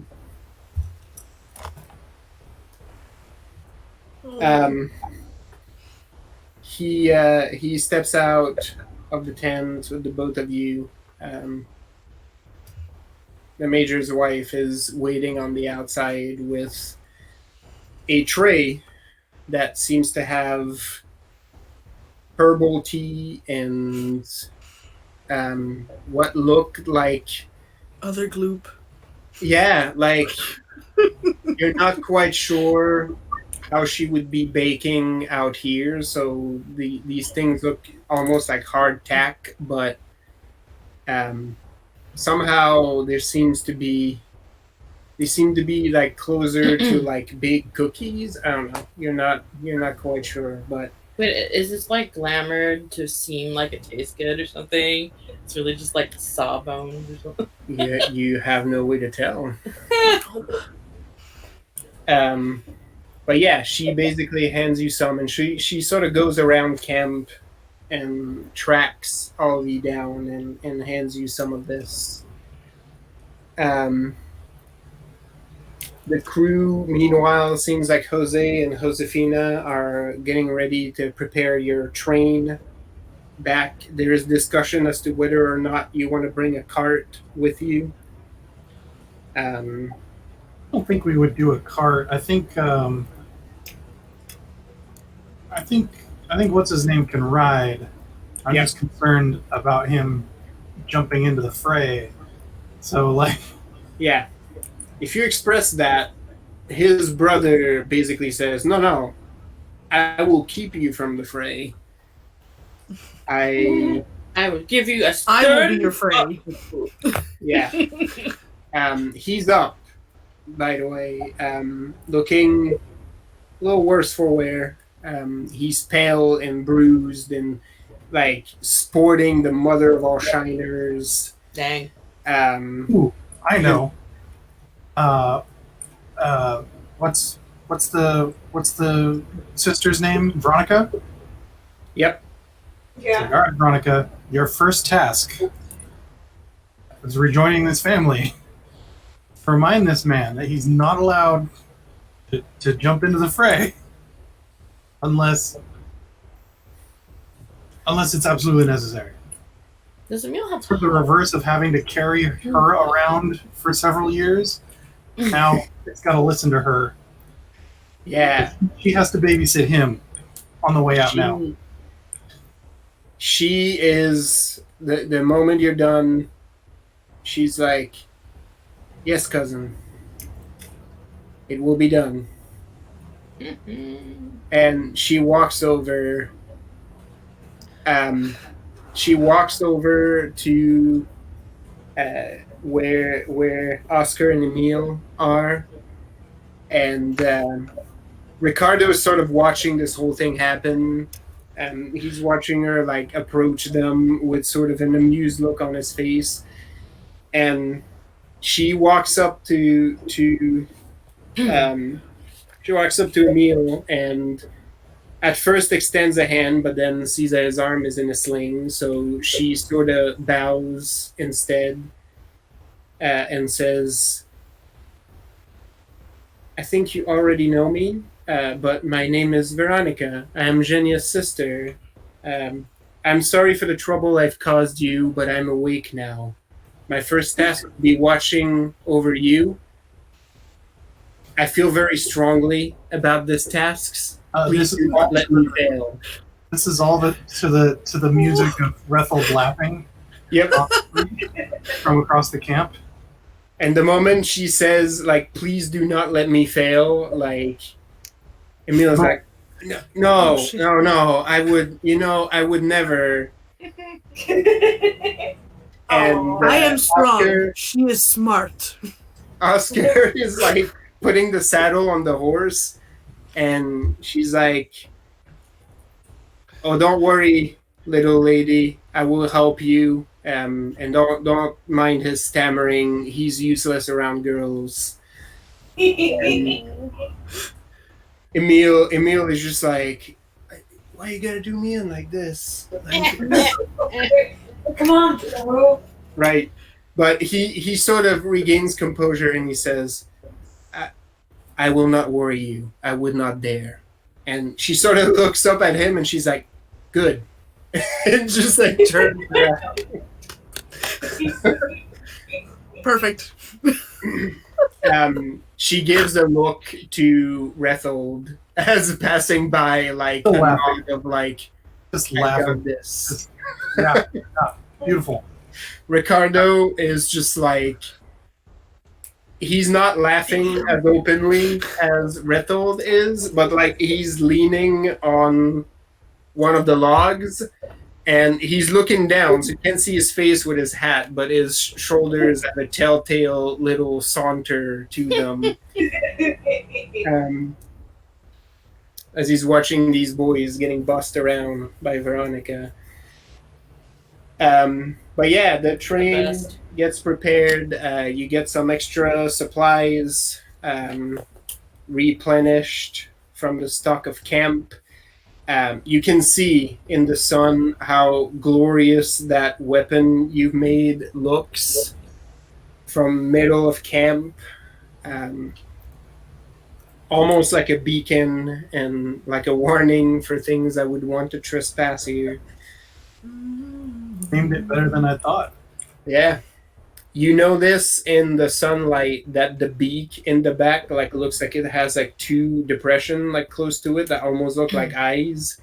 So that's almost looks like a weird beaked face on the back of it glaring at you. Oh yeah. Major Krauser goes to shake Ricardo's hand.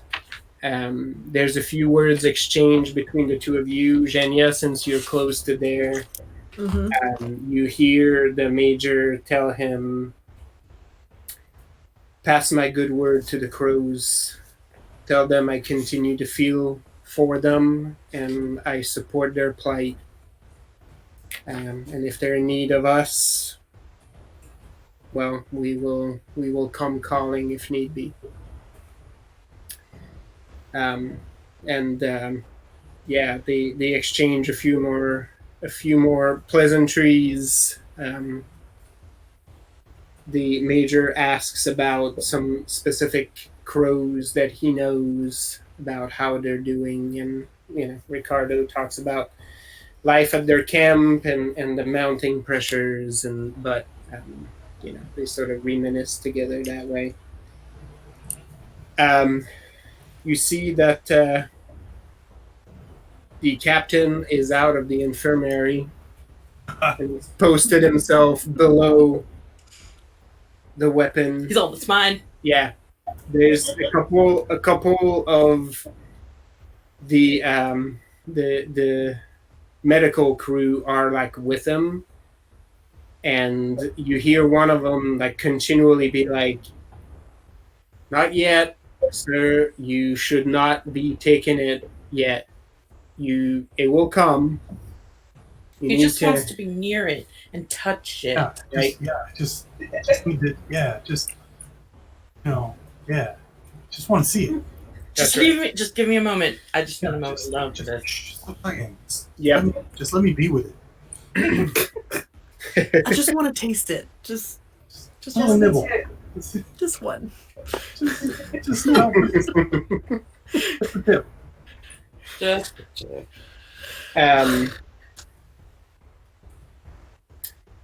So he basically the supplies are all put together. Your train is prepared. A bunch of the camp has sort of gathered to sort of see the crew off, and you notice that Annika is there, ready, close to the beginning of the convoy. She smattered her face in dirt again, and just balancing her packs like on her back as she's looking to get ready to follow the train. But yeah, people have sort of gathered here. The major's wife has given all of her tea and strange cookies. Strange cookies. If I take a bite out of it, what does it taste like? Just a cookie. I'm easily positive that there's at least one like weird paperback mystery novel called Strange Cookies. Yep. Because like 3 different authors that like all of they write these mystery novels and they're all somehow related to food in the titles. It's the apple pie mysteries. Or Yes. The mystery of strange cookie. basically like strange cookies. Like Althea McDaniels' recipe or whatever, however, like someone got murdered and they think her cookies did it. Like, well, sorry, good knowing you guys because I just bit some of that. Yeah. Did I die? Absolutely not. No, like it tastes like. Is this like a lembas flavor? Like, again, it should be hardtack, but it tastes like crumbly sort of cookies. Not like super fancy ones, but cookies nonetheless. I was like, I'm sure Zhenya loves them. I sort of I was like, often you don't want to eat yours. what? I'm sure Zhenya loves them and offers if people don't want to eat theirs. Yeah. I offer offhandedly to anyone who's nearby that should anyone want to change professions to seek out the esteemed organization of Mendez y Mendez and inquire for open positions, as we're always looking for good men and women and otherwise. Yeah, you get some good looks at that, and like Old applications don't have to change their name to Jose. You can opt to, but they don't have to. nice. You can opt into being a Jose, but you do not need to. Just know that we will look down our nose on you. There are others you can totally get employment from within this group. Right. You you get a couple of like, maybe one of these years I will actually retire. Like there's some laughter around these. But you guys are lifers. But we have 2 testimonials with us that, although it may have been under duress, yes, it was absolutely a choice. And Ricardo is now wearing his like were worse. Castilian Board of Tourism hat because he's like, oh, you gotta see Castile during this time of the year. It's beautiful. Is right by the coast. It's the best. It is the best. The sea breeze. You hear Oscar piped in like the humidity. It's like don't just. I'm painting like a picture here. I'm painting a picture. Don't mess it up. nobody asked you, crowd. You don't know what heat is. But yeah, he's selling it hard. He's like, you gotta see it, and then when you see it, maybe you don't leave. Zhenya pops up in the back and goes, "It has a lot of wonderful people. You meet He's someone like- to love there." He's basically like, yes, that's true, and then Testimonial there. he sort of stopped. As soon as she says that, Jimenez like, I know, right?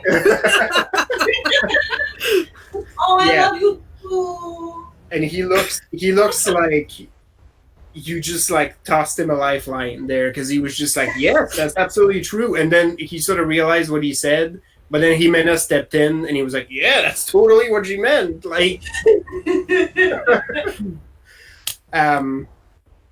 but Silly. he still wraps an arm around Zhenya and is like, well, I would always welcome more family members to come live in my homeland. Is it? Is Josecito Perito with us still? No, I think we left him with the ship. Okay, right, yeah. Yeah, we left the dog on the ship, I think. Right. Yeah. So Rethel would agree About the insofar dog. as, yes, and even if your companions aren't two-legged, there's a wonderful dog waiting back home who's just sort of trails off as we start ambling off into the wood.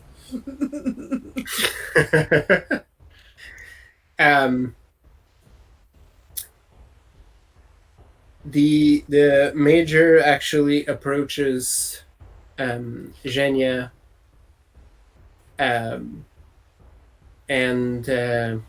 basically comes to give you like a soldier's handshake again. Yeah. He sort of looks at Veronica, who's with you, and just gives her like a warm smile, and he says, You're going on a big hunt for the creature who did this to your sister. Maybe not immediately, but in the future, I know you will track it down, Of course. and I know you will kill it. Of course. Should you Everyone's need already- assistance, Should you need us? I know that's what I've been thinking like this whole time. Should you need us? should you need the assistance of those who also hunt horrors and strive to cleanse our world for things that should not be in it. And as he leaves your handshake, you feel that he leaves something in your hand. He Another says, necklace? no, not this time. Okay. Probably a secret society. No more Besides, I think Evine has got you beat now with her Mr. T collection of necklaces. Trying to go stuff her back. But he basically says, go to any Vatican church on the night of the Lord's service at midnight and present this token. Like-minded individuals can assist you in the hunt for the unnatural. Thank Ooh, you. got, like men of letters. Yeah.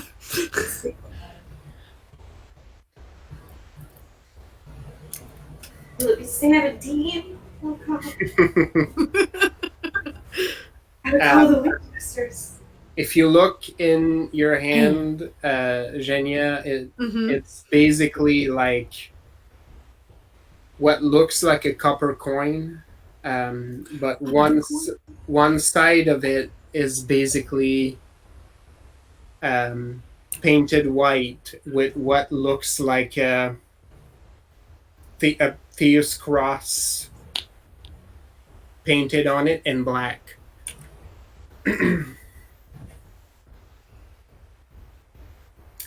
And he says, if possible, keep this token out of sight.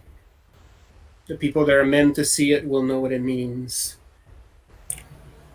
The rest should not see it. Everyone else can fuck off. That's right. Of course.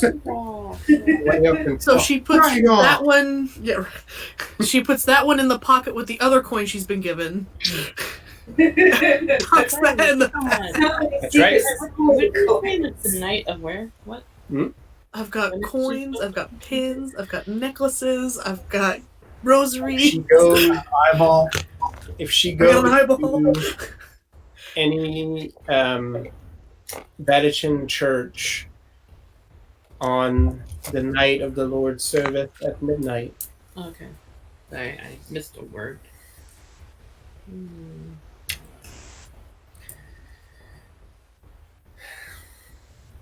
And with that, I believe you should be on your way. You have a long journey ahead of you. Oh yeah, we're not out of this wood yet by half. Yeah, none of us are. Womp womp. Sort of to himself, it's like, with that new lighting installation we just put in, might be a nice place to. There is a great amount of admiration. It's a little too flat for my taste, but it's good. It's good wood. It's good. Comes from good stock. So yeah, with that, you're ready to be on your way. Any last business you wanted to get Cam before you get this show on the road? No, I think we hoof it. Yeah, he wants to get out of this haunted ass forest as quickly as possible. Yeah, we got one more haunted ass fort to stop at for the night before we can get out of the haunted ass. Right. Yeah. You have 3 days to the camp, and then another day out. All right. Everybody, roll me resolve. Oh right, I'm bad at this. It's my birthday. You're real good at it. Just straight resolve. Ah, Yeah. Ooh. I was gonna say no successes, and then I remembered what we were playing. Yep. I got 0 raises, so.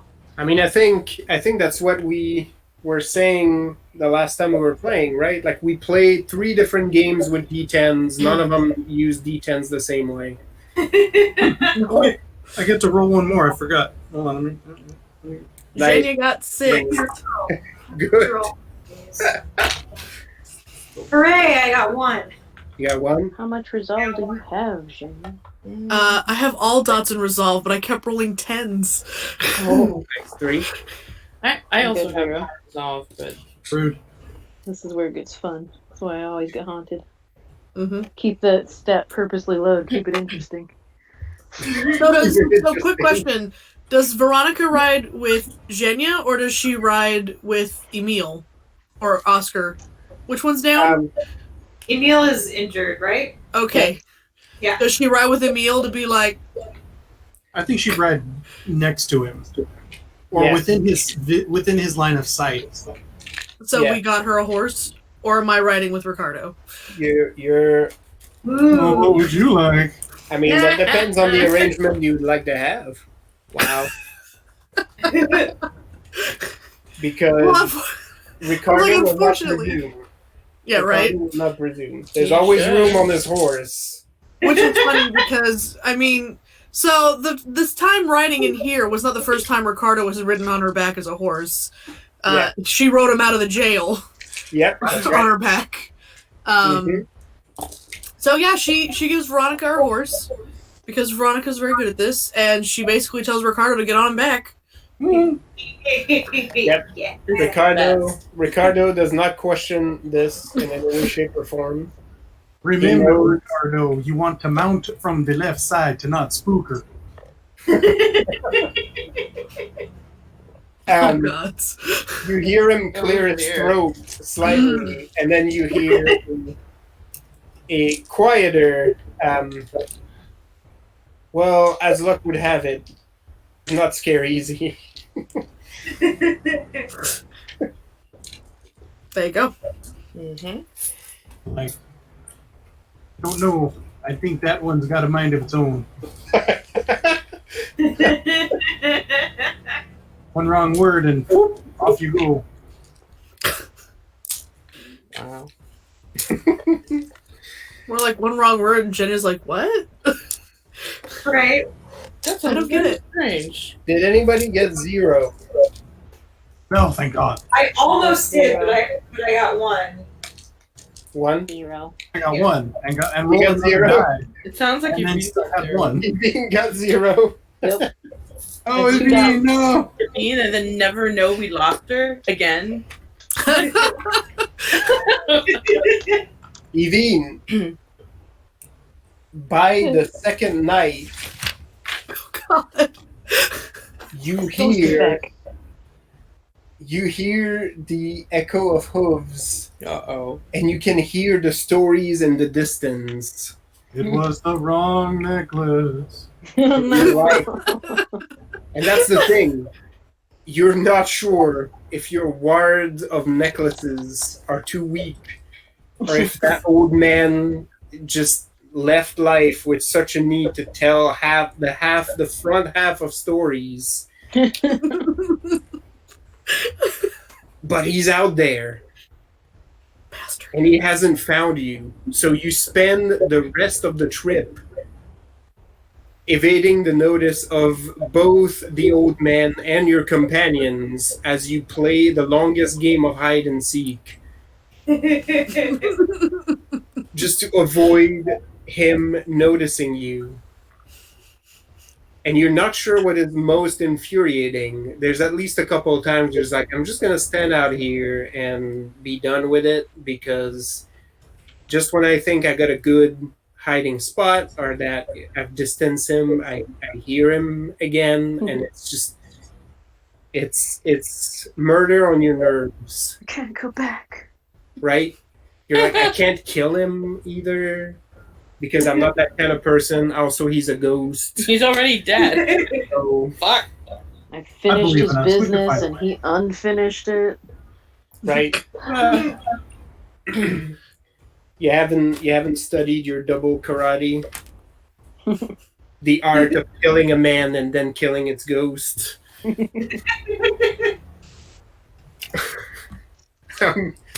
So yeah, like that's how your trip to the main camp goes. Jimena, you don't have it quite as bad with 1.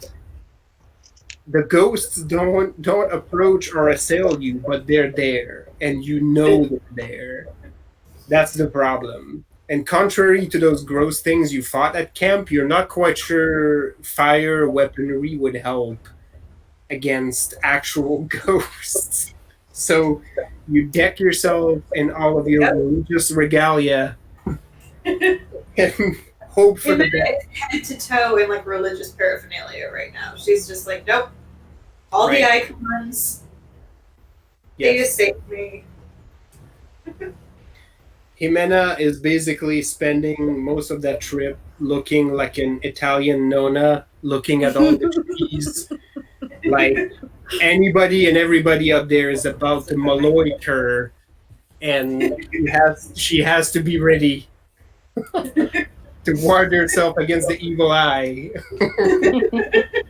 Always looking. Yep. Make the devil horns. Do you have a pepper? Because they have to have that big red horn. Right? Ask one of them Eisen boys. I'm sure they have that kind of necklace. Like, they seem like the type. Man. Oh. So, most of the rest of you, this is taxing again, but I the think trip, this is the worst roll I've ever gotten. yeah. The trip doesn't affect you too much. Jose and Josefina have a tight support unit going now. Strangely enough, Oscar and Emil find solace in one another, but also specifically for Emil, he doesn't want to fuck up his part of the deal to this little girl that they just traveled half across the world to help. So there's quite a few talks of like, keep your shit together, man. Don't mess this up for her. Right? Look what she has to live up to. Right. You will be felt guilty So- forever. They managed to hold themselves together too. You do make it to main camp within about like the same time. It seems traveling in this direction probably because of the terrain. You managed to save a few hours from when you travel to the outpost. You actually arrive on the third day, like before evening, more like mid-late afternoon. So you at least save some time that way. You are welcome at the Sable Lion outpost with triumph. The crew basically lifts Annika from the ground the moment everybody arrives. There's lots of pleasantries, lots of body talk getting leveraged all about the place. They seem really happy to have her back. And she seems happy to be back there. So you get basically the rest of that day and that evening to get a little bit of R&R, and you're just basically one day travel. You can be out of these miserable woods. Everybody's so Any- happy to be. I know, right? Any business you want to take at the outpost? It gives Russell back the flare. Oh yeah, no, I definitely take those back to the outfitter, and I'm like, I think we hopefully these will get used a little less often in the near future. That's the hope. Thank you for returning those. Of course. And the short crescent lady, Rethel, that you were made aware of earlier, basically nods to you and says, I knew it was alone. And then puts those back on the shelves where they belong. I think I would tell. I guess the outfitter then. I would be like, send whoever you want with however many bags and horses you want with us out of here, so we can send them back more provisioned and such. You know, I left a gift at the post, but I want to make sure we spread the love for all the help that's been granted to us. You know, in a place that has little sympathy. Now, this is met with a very favorable response. Yeah, you basically are saying now, absolutely. I think the man here will welcome it. We'll send you with a few horses if that's okay with you, and we'll get resupply going. I think that's thoroughly appreciated.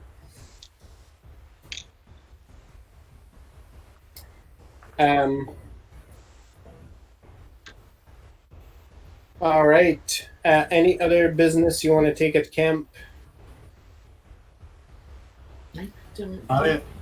Very, very uneventful comparatively to the rest of your trip. Yeah, but we finished our quest of last travel now, right? That's right. You managed to get some good sleep. In the morning, again, your train is pretty much ready to go. Ricardo is chatting in the morning with the older soldier he was talking with prior on your first trip through here. You notice right now, as he's rolled up his sleeve, that he's got a tattoo on his forearm in the shape of the Carrion Crow logo. Oh, the older man? Yep. Yeah, they exchange a few pleasantries. Zhenya, you get more or less tackled by cousin. Yeah. We scuffle for a minute. Yep. No, there's a little bit of wrestling going on. And eventually she sort of gives in. And gets back to her feet and gives you like a big old bear hug and says, "It's been so good seeing you, cousin. So fun. You have a good crew. I can see why you want to stick by them." They're a good family. That's good. But I'm glad to have had you. Well, I'm glad to have been there. Like, I have to hang out with all these losers out here, and then she sort of indicates a group of soldiers. There's a couple rude gestures exchanged between the two before, like, there's some laughter. Nice. But you've made yourself a good family here too. I have. That I have. And she sort of looks wistfully and then gives you a good, firm handshake and says, "Don't be a stranger. You know what I am." Now that I do, you'll have a hard time to get rid of me. Good, good. And who could resist such a scenic location? And she sort of indicates around. In the background, one of the soldiers like spits. Scratching his ass. It's lively. It's like that scene in Mulan when she first shows up to the camp and there's like the guy like picking his toes with the chopsticks. Yep. Oh, love it. This tattoo will protect me from harm. But yeah, after that heartfelt goodbye, you are pretty much on your way again. And it is just before sundown that you start to see finally the edge of the forest. You see glorious sunlight coming out. Even if you come out in the blasted wasteland that is Eisen, it still is a sight for sore eyes. Even that sad town at the edge of the woods doesn't look quite so sad anymore. Man, so lively. Even let out a very loud, like relieved sigh, like. Yep. Oh, Jimena, it feels like Theus himself is wrapping you in a warm embrace. Come, my child. Take One the thing is brawl. done. Evine, the old man has given up the chase. Good. Evine appears at the edge of the woods, looking worse for wear. You look like you were back in court with. Tired. You look like you were Stories. Ghosts. Unfinished stories. Stupid, nonsensical stories.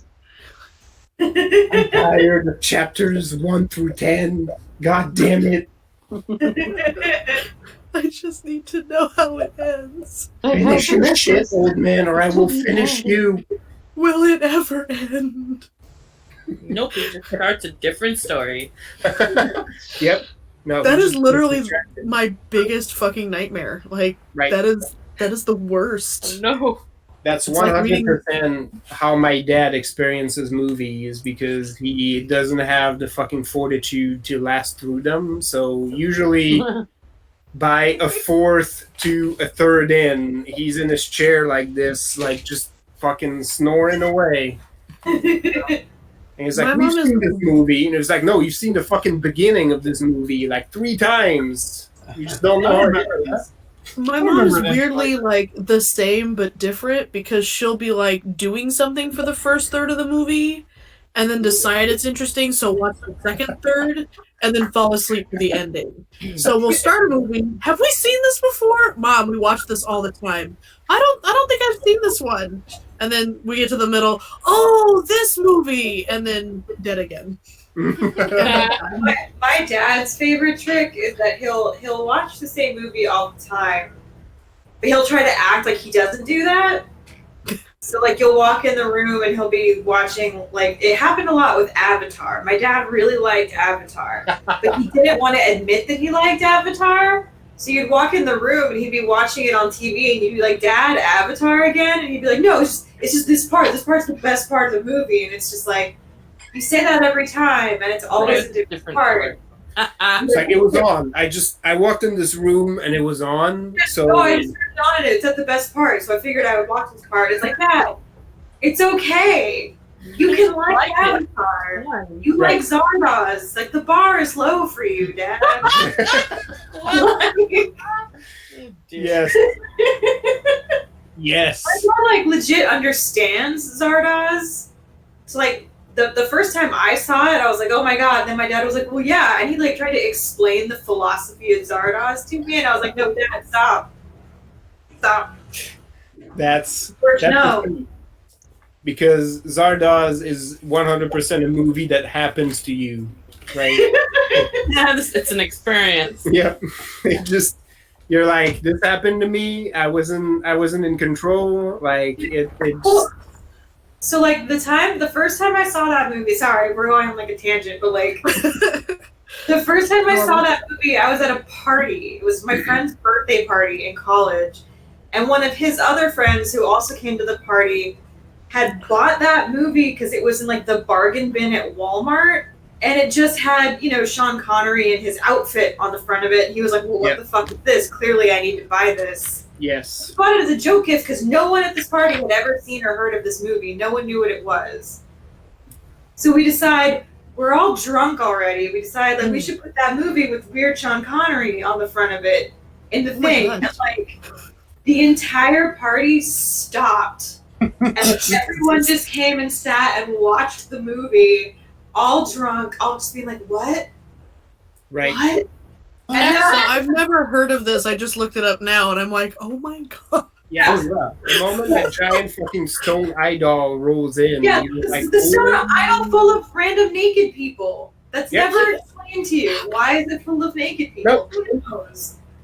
But yeah, and then like the movie was over, and like there was like a moment of silence, and I think someone in the room actually was like, "What did we just watch?" We were like, "We don't know." You know. the cult now? Nobody knows. What is this? Yep. That's our story. Did you find the giant stone head? Yeah, the first like video that pops up. I'm just watching it in silence. Like I'm not just watching it. The giant head that's full of naked people and spits guns like that. Spits guns. Yeah. Wow, that's a thing. It's an experience. Yep. So yeah, you managed to come out of the woods. You hear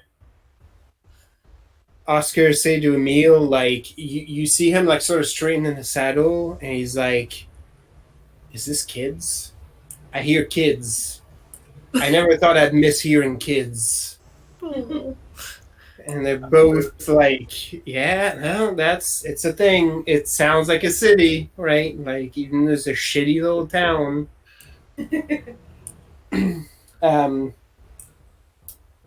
I'm assuming you're gonna make a stop at this town before you go on your merry way. I take the provisioners. Yes. Oh, what was that? Oh, I'm gonna send another letter back from here. Ah. Actually, I have a quick question. Yep. When Jenny was fighting the weird angel thing inside Veronica's head, I took two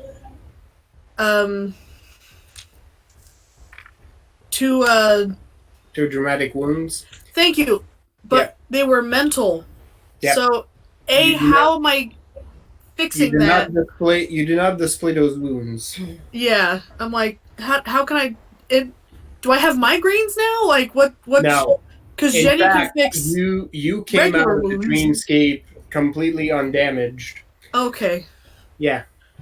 And if you ever expressed that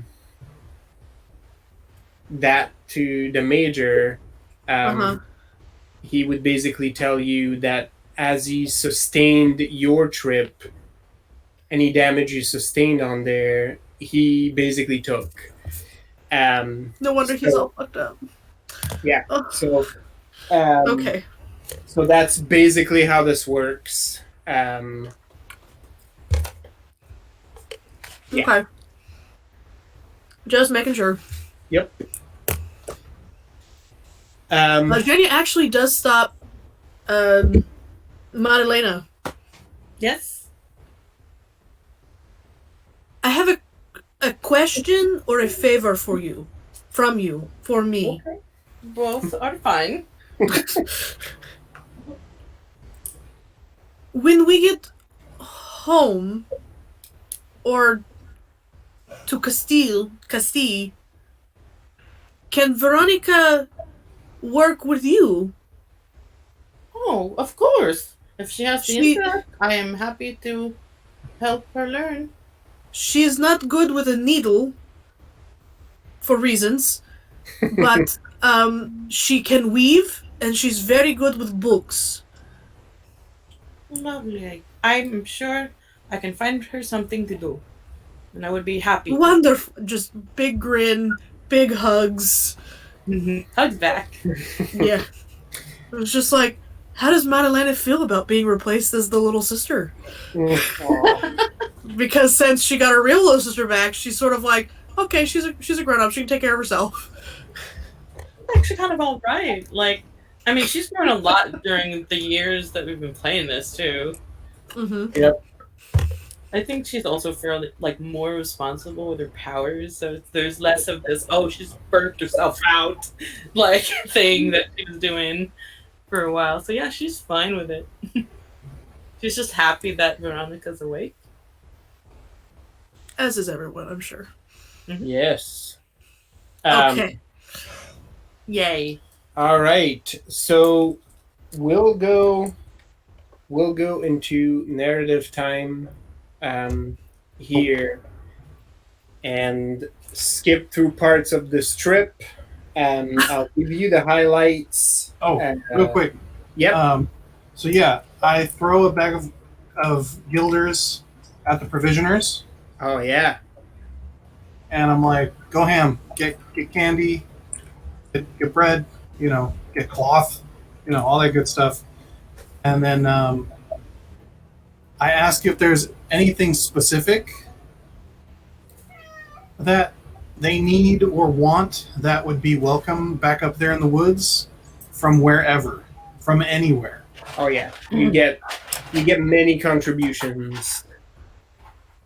The town, if nothing else, seems very supportive of the boys and girls out there, especially given where their town is located. Yeah. It might take a while, but if they write a letter to Mendez y Mendez in San Pedro? San Felipe. San Felipe. Oh my God. Walnut Creek. Mountain View. Mondays till 5, and always online. That's where my man went. I see what you were doing. I love gaming with this crew. See, like, you've been here long enough now. This is how He's there, native. He knows. Thank you, Tony, for picking up what I drop off. I didn't. And I've lived here longer than you. Jeez. Yeah. That's just white noise at that point, Sally. Like, You always I have don't a friend in blame the you. diamond business.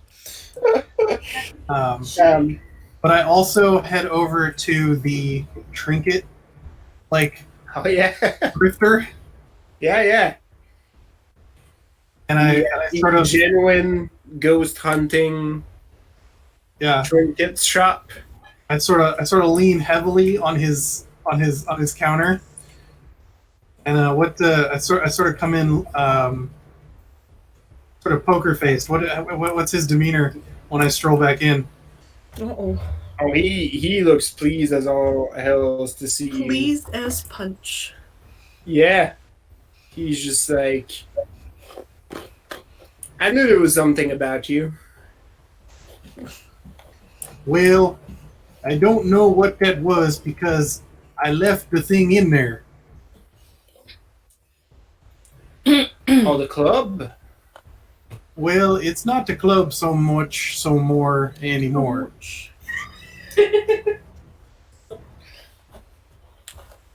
Do tell.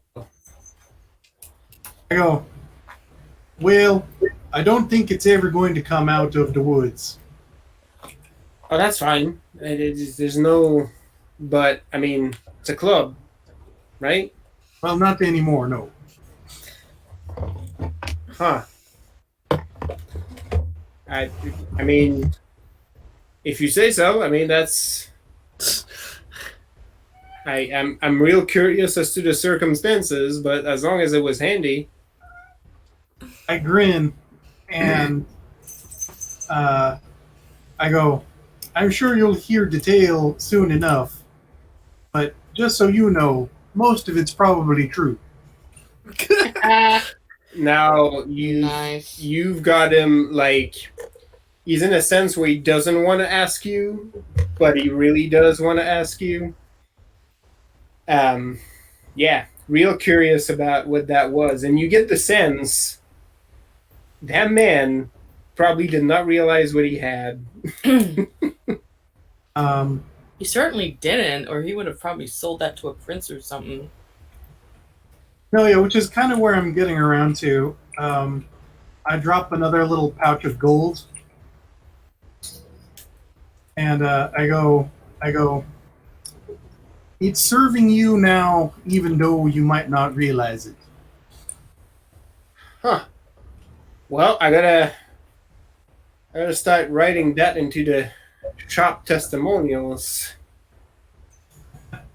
Yeah, I think that would be good, but also maybe consider selling goods that are a little more. Trying to think of the word that would be the diplomatic. Legitimate? Legitimate, yeah. That have a higher rate of success for the user.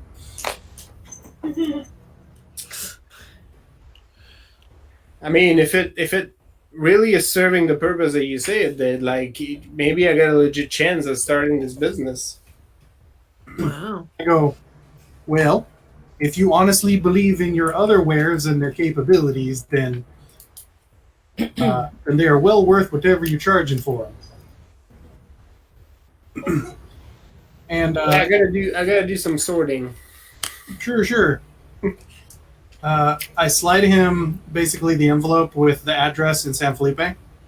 and I go, if you're ever in need of a supplier or wish to export, just let the Jose know. Let a Jose near you know. Okay. Find a Jose near you.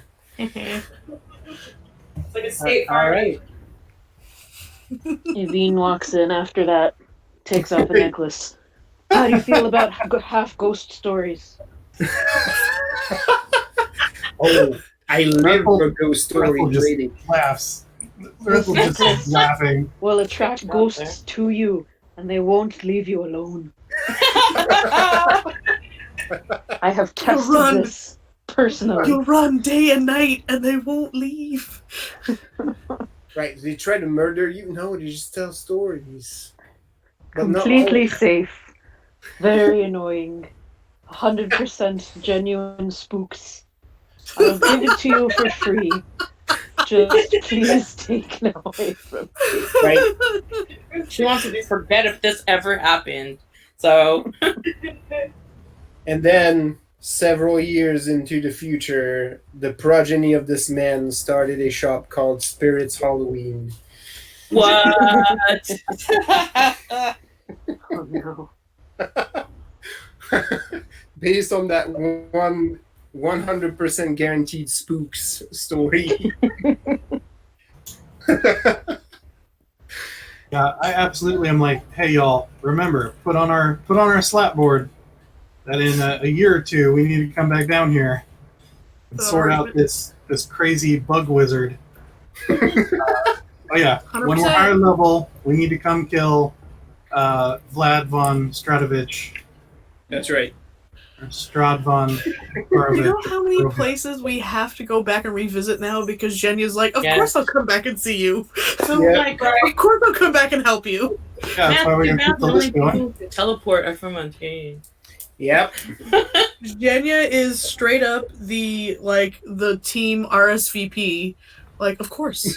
We're coming. We'll be there for dinner, don't worry. Every time. Every time. I make friends Alright. everywhere, guys. I'm sorry. Any business you wish to undertake That's it. in this place? I don't think so. Other Just than personal business, but Jenny can do that anywhere. Okay. oh right, my letters. I sent those. Okay. So like the other one that's going back home. I probably sent that out as another name. You would. And I assume that because it's not the first one you send. no, it's not. But yeah, You have a different name you're using for those. Why are you like this? Sorry. You're talking to your cat or your niece? Yep. My cat. Oh, okay. You've been Yeah, fed. poor You Bella's over here. You play with the laser. I don't understand what you want. No. All right. So, over the next days, weeks, you make your trip back, crossing back into Montaigne, stopping briefly in Boucher to replenish, get some good R&R in an actual town. I'm sorry to interrupt you again. Yeah, go But- ahead. I think during our trek back, now that we're only in mortal danger of mortals attacking us in the middle of the night, Rethel's been sleeping in late because he gets up with the brothers. Yep. And he asks them to start teaching him how to use two-handers. Oh, yeah. Ooh.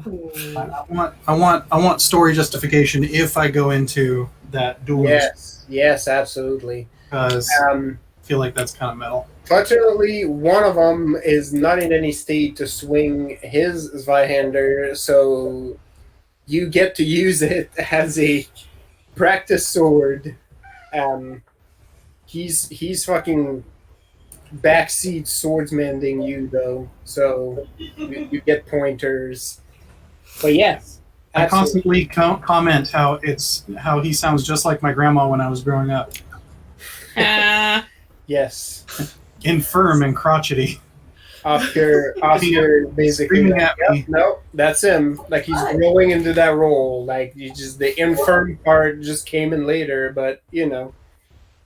Yeah, I mean, she had about as much knowledge with a blade too, and it's like I appreciate the feedback. It's good. Yeah. what do I need to spend to learn languages, or do I just need the wits? What do you want to learn? Well, I mean, since we traveled through both, well, probably Eisen first. Both of those would make sense. Bonus cat. Bonus cat. Aw, Bonus cat. the bonus Yay. bit. Bonus lovely. cat. Bonus cat. Your Bonus bonus cat is so much more regal than mine. Bonus cat. Well, yeah, and then there's what's going on with Megan and Yeah. her. We got cats on 3 fronts. Yeah. Cats on cats on cats. That's right. It's cats all the way down. Need a bath. You were good. Why are you so But yeah, So when we get to our And 2 XP, and you got it.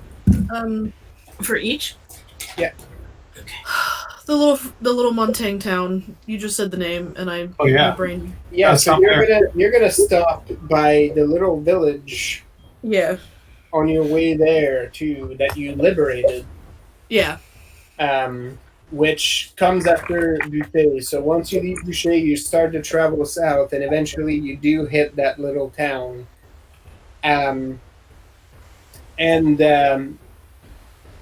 We'll just call it the French word for 7. Right, It's called Ardoise. I wrote it down. Ardoise is its name. There you go. Megan is correct. You basically, at first, balk a little bit at the sight of Montaigne military presence around Ooh. the area. Well, I'm like, oh boy. That fear dies down when the commander comes to introduce himself, obviously knows Ricardo, and then displays a carrion symbol to all of you, Nice. basically confirming that the crows are taking root in the territory, and that Aldoise is now considered under their protection. They will allow any and all of the townsfolk who want to join the cause to join. That is by no means a requirement. They'll get all the benefits and responsibilities that come with being a affiliated township to the Crows. What's that place called again? Ardoise. There you go. Are all their streets back to being paved properly? Yeah, And there's all that. been significant repairs. You still see some scars of battle, especially outside of the town proper. But the town itself has sped up, and Crow presence has helped that quite a bit, as the soldiers have actually helped pitched in to get the town back in order. There's a proper council now, where the captain in charge basically took over, as Montaigne nobility took over the manor, so effectively is ruling over these lands, but he's formed a council with the city elder, his daughter, and a few other of the town folks, to basically share the needs of the city with the ruling body, and there's a little bit of a two-way relationship getting built there. The town is ecstatic to see all of you. Obviously, you get a hero's welcome with a big meal getting thrown on the night that you're there. As we mosey in, Yeah, I just mutter to whoever's near. I'm like, they're gonna shit when we tell them what we've been up to. Nice. Oh, She yeah. lives. Yes, they are absolutely crazy over the stories. Veronica gets doted over because they've seen her as just asleep, and now there is many attempts at conversation with her. Mm. The language barrier is ever so present, but the heart behind it is pretty clear. Zhenya grows little flower crowns for all the children. Aw. Yeah, They love it. it ain't no We're elephant, but Yeah, they're just crowns that grow out of the ground. oh hey, does your shift power have to be a natural creature, or is it any creature you've seen? It's supposed to be a creature that I'm familiar with, which is why I haven't done a fish yet, because I've not been around enough fish. Okay. So I guess we wouldn't count that giant-ass insect freak thing. I don't understand the giant-ass insect thing, but I thought that if we come across another one, I can use my see, and I can see where it's been. Yeah. Or what it's doing. You can do that. Shape-shifting into it, you feel, would be a little... It was manufactured, right? So Yeah, it's not a natural creature, though. That's why I asked. Yeah. I'm sure if I got to know a dragon, I could become a dragon. Oh, yeah. But yeah, we totally got to come back. Yeah, there's fucking dragons in Eisen, you know this. Just so you can get your other evolutions. Yep. Nice. That's closer to endgame, right? Yeah. We're gonna go and revisit and do side quests and power Well, we up. have to find the dragon also because Jimena needs to learn to master her fire bending, so That's right. Yeah. Right. Yep. learn the dragon dance. You need a proper fire master. yeah. But yeah. I'm gonna learn real weird things to do with fate. There is, that's right. Well, you already started. Mm-hmm. You basically get a tap to the lordship close to Ardoise through the crows. You basically get told anytime you want news on the place, or if you want to communicate with us. I think I would let them know that there may be an odd supply line forming in this direction. That will shift into the Walden, Right. just as a result of our association now. Yeah, I mean, you're informed that before the war tore a lot of the countryside over, there were actually some roads going through here, like trade roads, which means there were a few inns and supply shops like in and around the area. And if that happens, all the more reason to have those again as way stations. And if word gets around that there are some Mendezes who have a vested family interest in that wood, that that might explain the sudden revitalization of that trail and etc. So I think that might be a good cover. Plus, I know a certain trade team who might also want to invest in new inroads. So who's to say that the resources in the area can't be tapped once more for economy? Yeah. And bringing an influx of wealth. Let's gentrify this podunk area. Terrible, but yes. I know. Consummate trader. Oh my gosh. It's a family trait. Yeah.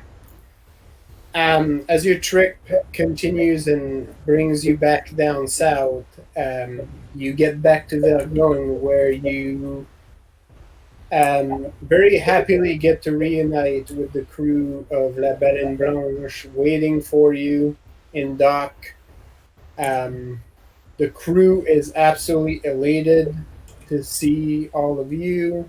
In fact, the captain has to remind them that they're supposed to lift anchor, otherwise that dockside party would have never ended. As you're happily welcomed back aboard, even Jose and Josefina are welcomed with some respect. Jimena, have buzz cuts now, and everyone notices. They've got some 6-packs going, just nicked in the arms and everything. Tan. My mom Dean just has she's cut the sleeves off her dress, and she's just like, yep. That's I'm slow now. she's so They both took a few levels Jose sports like a impeccable mustache and beard. None of that patchy shit. It's No. all full. It's filled in now. He's a man. He willed it. Like, he willed it to push out of Yeah, his like, like in my head, I saw like the like Spanish noble where it's almost a handlebar, and then like the near triangle. where it's just, this is the situation, and you're like, ooh, yes. Yes, Yes. that is absolutely it. And it will not be ruffled. Nice. Well, that's because all the oil you put into it, but you know that's part of it, so it's good. Jimena, Jorge is conspicuously absent, Oh. and the crew informs you. Magnus, with some pride, in fact, says that after the last debacle, the boy went on a journey of self-discovery in order to temper himself as he feels he needs. He is serving on another ship. We will meet him back in San Felipe. Oh. I thought he was going to tour a bunch of like brothels. this. I need to get better. Don't not kiss him. Yes. AF. He says it will be some time, so who knows when he'll pop back up. He said he'll find his way back to us, but he was committed to this. Oh boy. There's no saying though. He could have just like, yeah, I set out with intention and hey, fun ladies over here, and then just kind of Who knows? ended up drinking again. Don't seize. Well, the way Magnus portrays it was like, it was good to see. He had a fire in his eyes. He needs He to had a go. fire to follow. It was a little over dramatic. Like he was talking like he basically signed the demise of the ship, even though we obliterated the irons, as far as I recall. It's a little So over dramatic, but that's how we knew his heart was in it. that's right. That's absolutely right. It's the principle. He felt it. That's important. He's starting to write his own epic. I like it. He is Hispanic, so Mhm. Yeah. can't really help it. Dramatic is in the blood. That's right. To help get us out of port, I tell people I'm not telling any part of my story until we can't see the land anymore. Awesome. Help out the captain a little. This is a fun, if work heavy trip. At least once you do come across some Montaigne corsairs, which the captain happily goes and help dispatch. Magnus is absolutely elated at the prospect of doing this once more with this crew. Throughout this trip, Ricardo has been brushing up on Veronica's training with firearms. Less risks of getting stabbed or cut when you're shooting things from afar, so he's... I want to train too. He's basically going all in with this. He's already gifted her with her very own pistol, which she treats like with all the care in the world, and cleans it and takes care of it and practices with it, and they have like almost daily sessions where he's just running into drills with her. It's good because Zhenya's busy lifting shit. Oh yeah. The whole Plus, Magnus always needs you for one thing or the other. Yep. Sometimes. This has been stuck in this one spot this whole time. We couldn't lift it. Yep. We get used to it the last time. Nobody knows You why left we it here and we couldn't move it after you left. Oh. Guess I help cook again? Because that's what I was doing. Oh, that's right. Ibrahim is more than happy to have you back on board. And if they need some sails darned, well, I will darn them. Oh, yeah. So yeah, like this trip is nothing but pleasant. The captain Jimena makes again 2 or 3 attempts to recruit you back permanently into the crew, and it's like, we got vacancies. Like maybe you can bring everybody. That's fine. I'm okay with that. Ow. And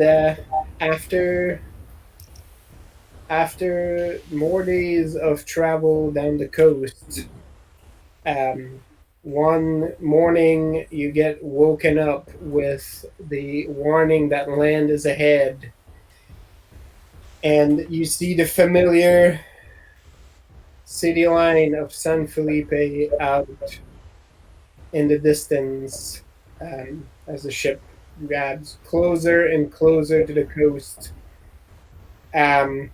And even though many of you come from many different places, it feels very much like home.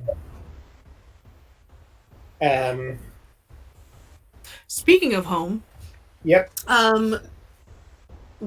When they're starting to get close and they're seeing the skyline, Jenny goes to find Ricardo and waits for him to notice her, which sure isn't very long. You find that it's pretty immediate. There's a radar. She's here. Yeah. Jimena comes in, and somehow that puts a pause on whatever he's doing. You mean Jenya? Yeah. Yeah. When Jenny arrives at the scene, he tends to drop whatever it is he's doing, and so he goes to see you.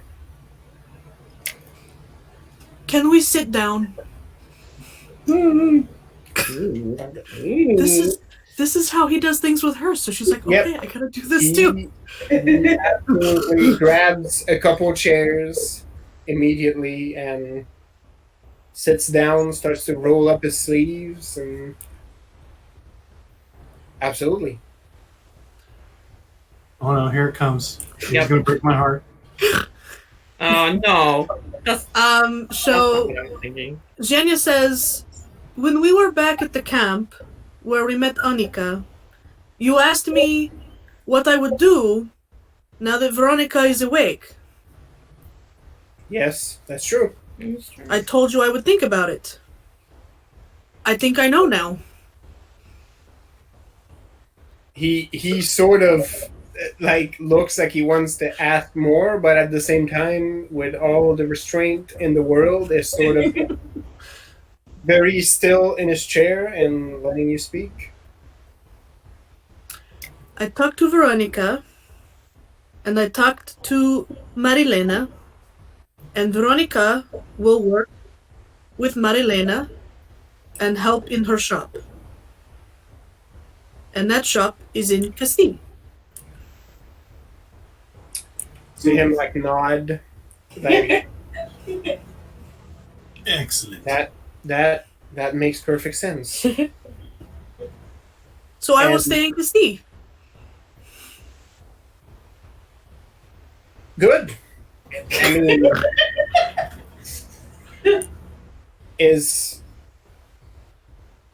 I know it will be great for the girl. Is that what you truly want? Well, yes, because that is where my family is now. Well, we're not there yet, but it is where my family will be when we get there. He stands and gives Eugenia a big hug, just pulls her to her feet, and gives her a big hug, and just says, "It is where your family is." I have more questions. Oh boy. Shoot away. Rathold uses your name.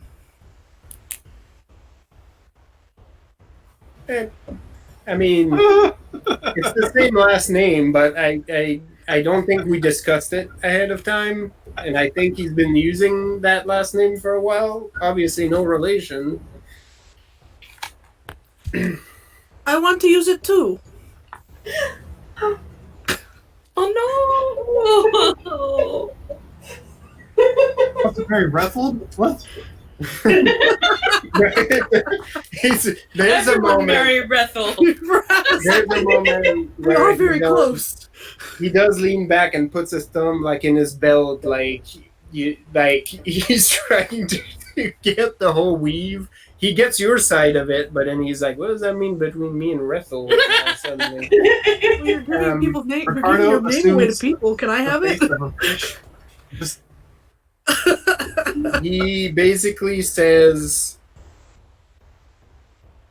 "Yes, I would be delighted, but you have." As a proper Castilian man, you have to give me the opportunity to do it properly. She's just like, what? Does he already have it on him? I mean, where did he get this ring? Where did it Well, come? see, He was having it for fun. in Usura, it's very much the stronger of the two does it. Yep. So she's like, I just did the thing. Yep. This is how it's supposed to go. Yes.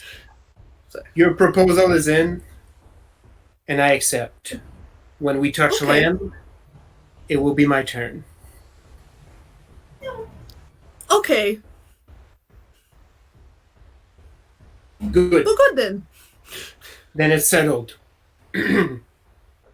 What they don't know is Here, that Jimena has been like As- hugging and giggling this entire time. What's so funny? Jimena was like, ooh, I see drama. Rethel finds Magnus and just laughs with him, and they don't know why, yeah.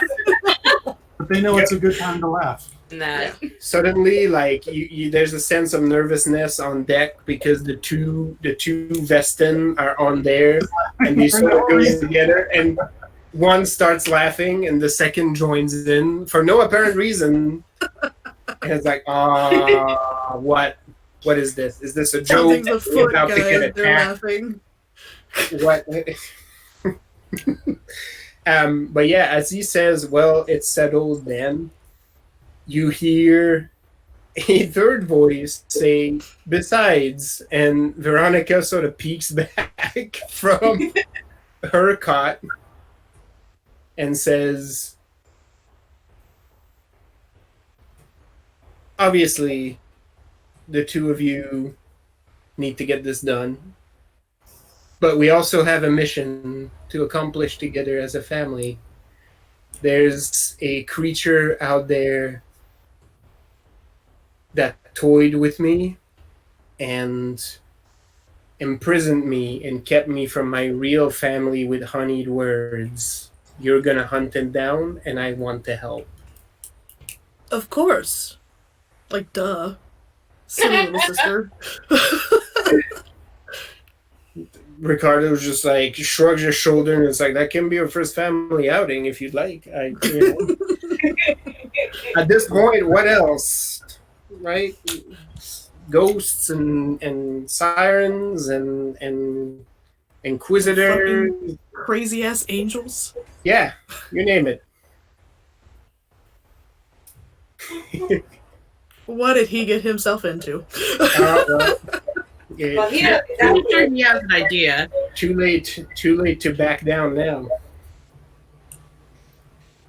Okay, well, now I guess I have to wait for you. So, I will not be good long. night. Okay.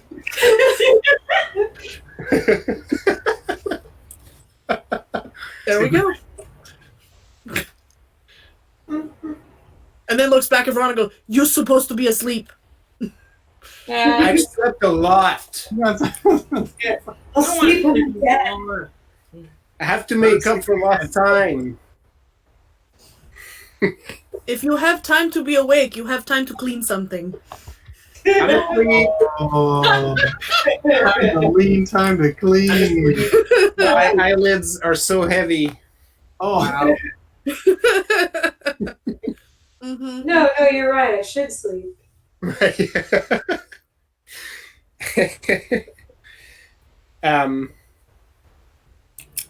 All right. And with that, the boat will arrive to San Felipe. This is a good time to pause for tonight. Give All right. yourselves a 4 XP. Good team. And next time, we are returning to the usual shenanigans, which is, I don't know, Fuck shit up. demons, crazy church people. Fuck up some crazy church people. That sounds good. Yeah. spreading I lascivious think Jimena would rumors. love to. Oh, Jimena would fuck um, up all the crazy church people. I meant to drop this little tidbit here too. We'll go into the details of what you do when you touch land, but Marilena, when you arrive and take stock of your business, there is a letter waiting for you. Bum, bum, bum. It is unsigned and basically says, "You've become quite adept at evading capture, and it's obvious we are running into troubles bringing you in by force. So we will do this another way. Oh Your no, we have her husband- husband. Your husband looked where he should not have. We have him. Oh shit. Return home, or you will never see him again." Oh, Can you ship around?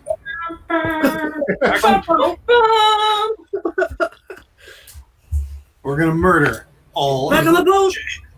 Right? Yeah. It's like I mean, time to usually- burn all the dache down. It's all aboard the murder train. This time it's all aboard the murder ship, but the concept is the same. Rename it the Homicide.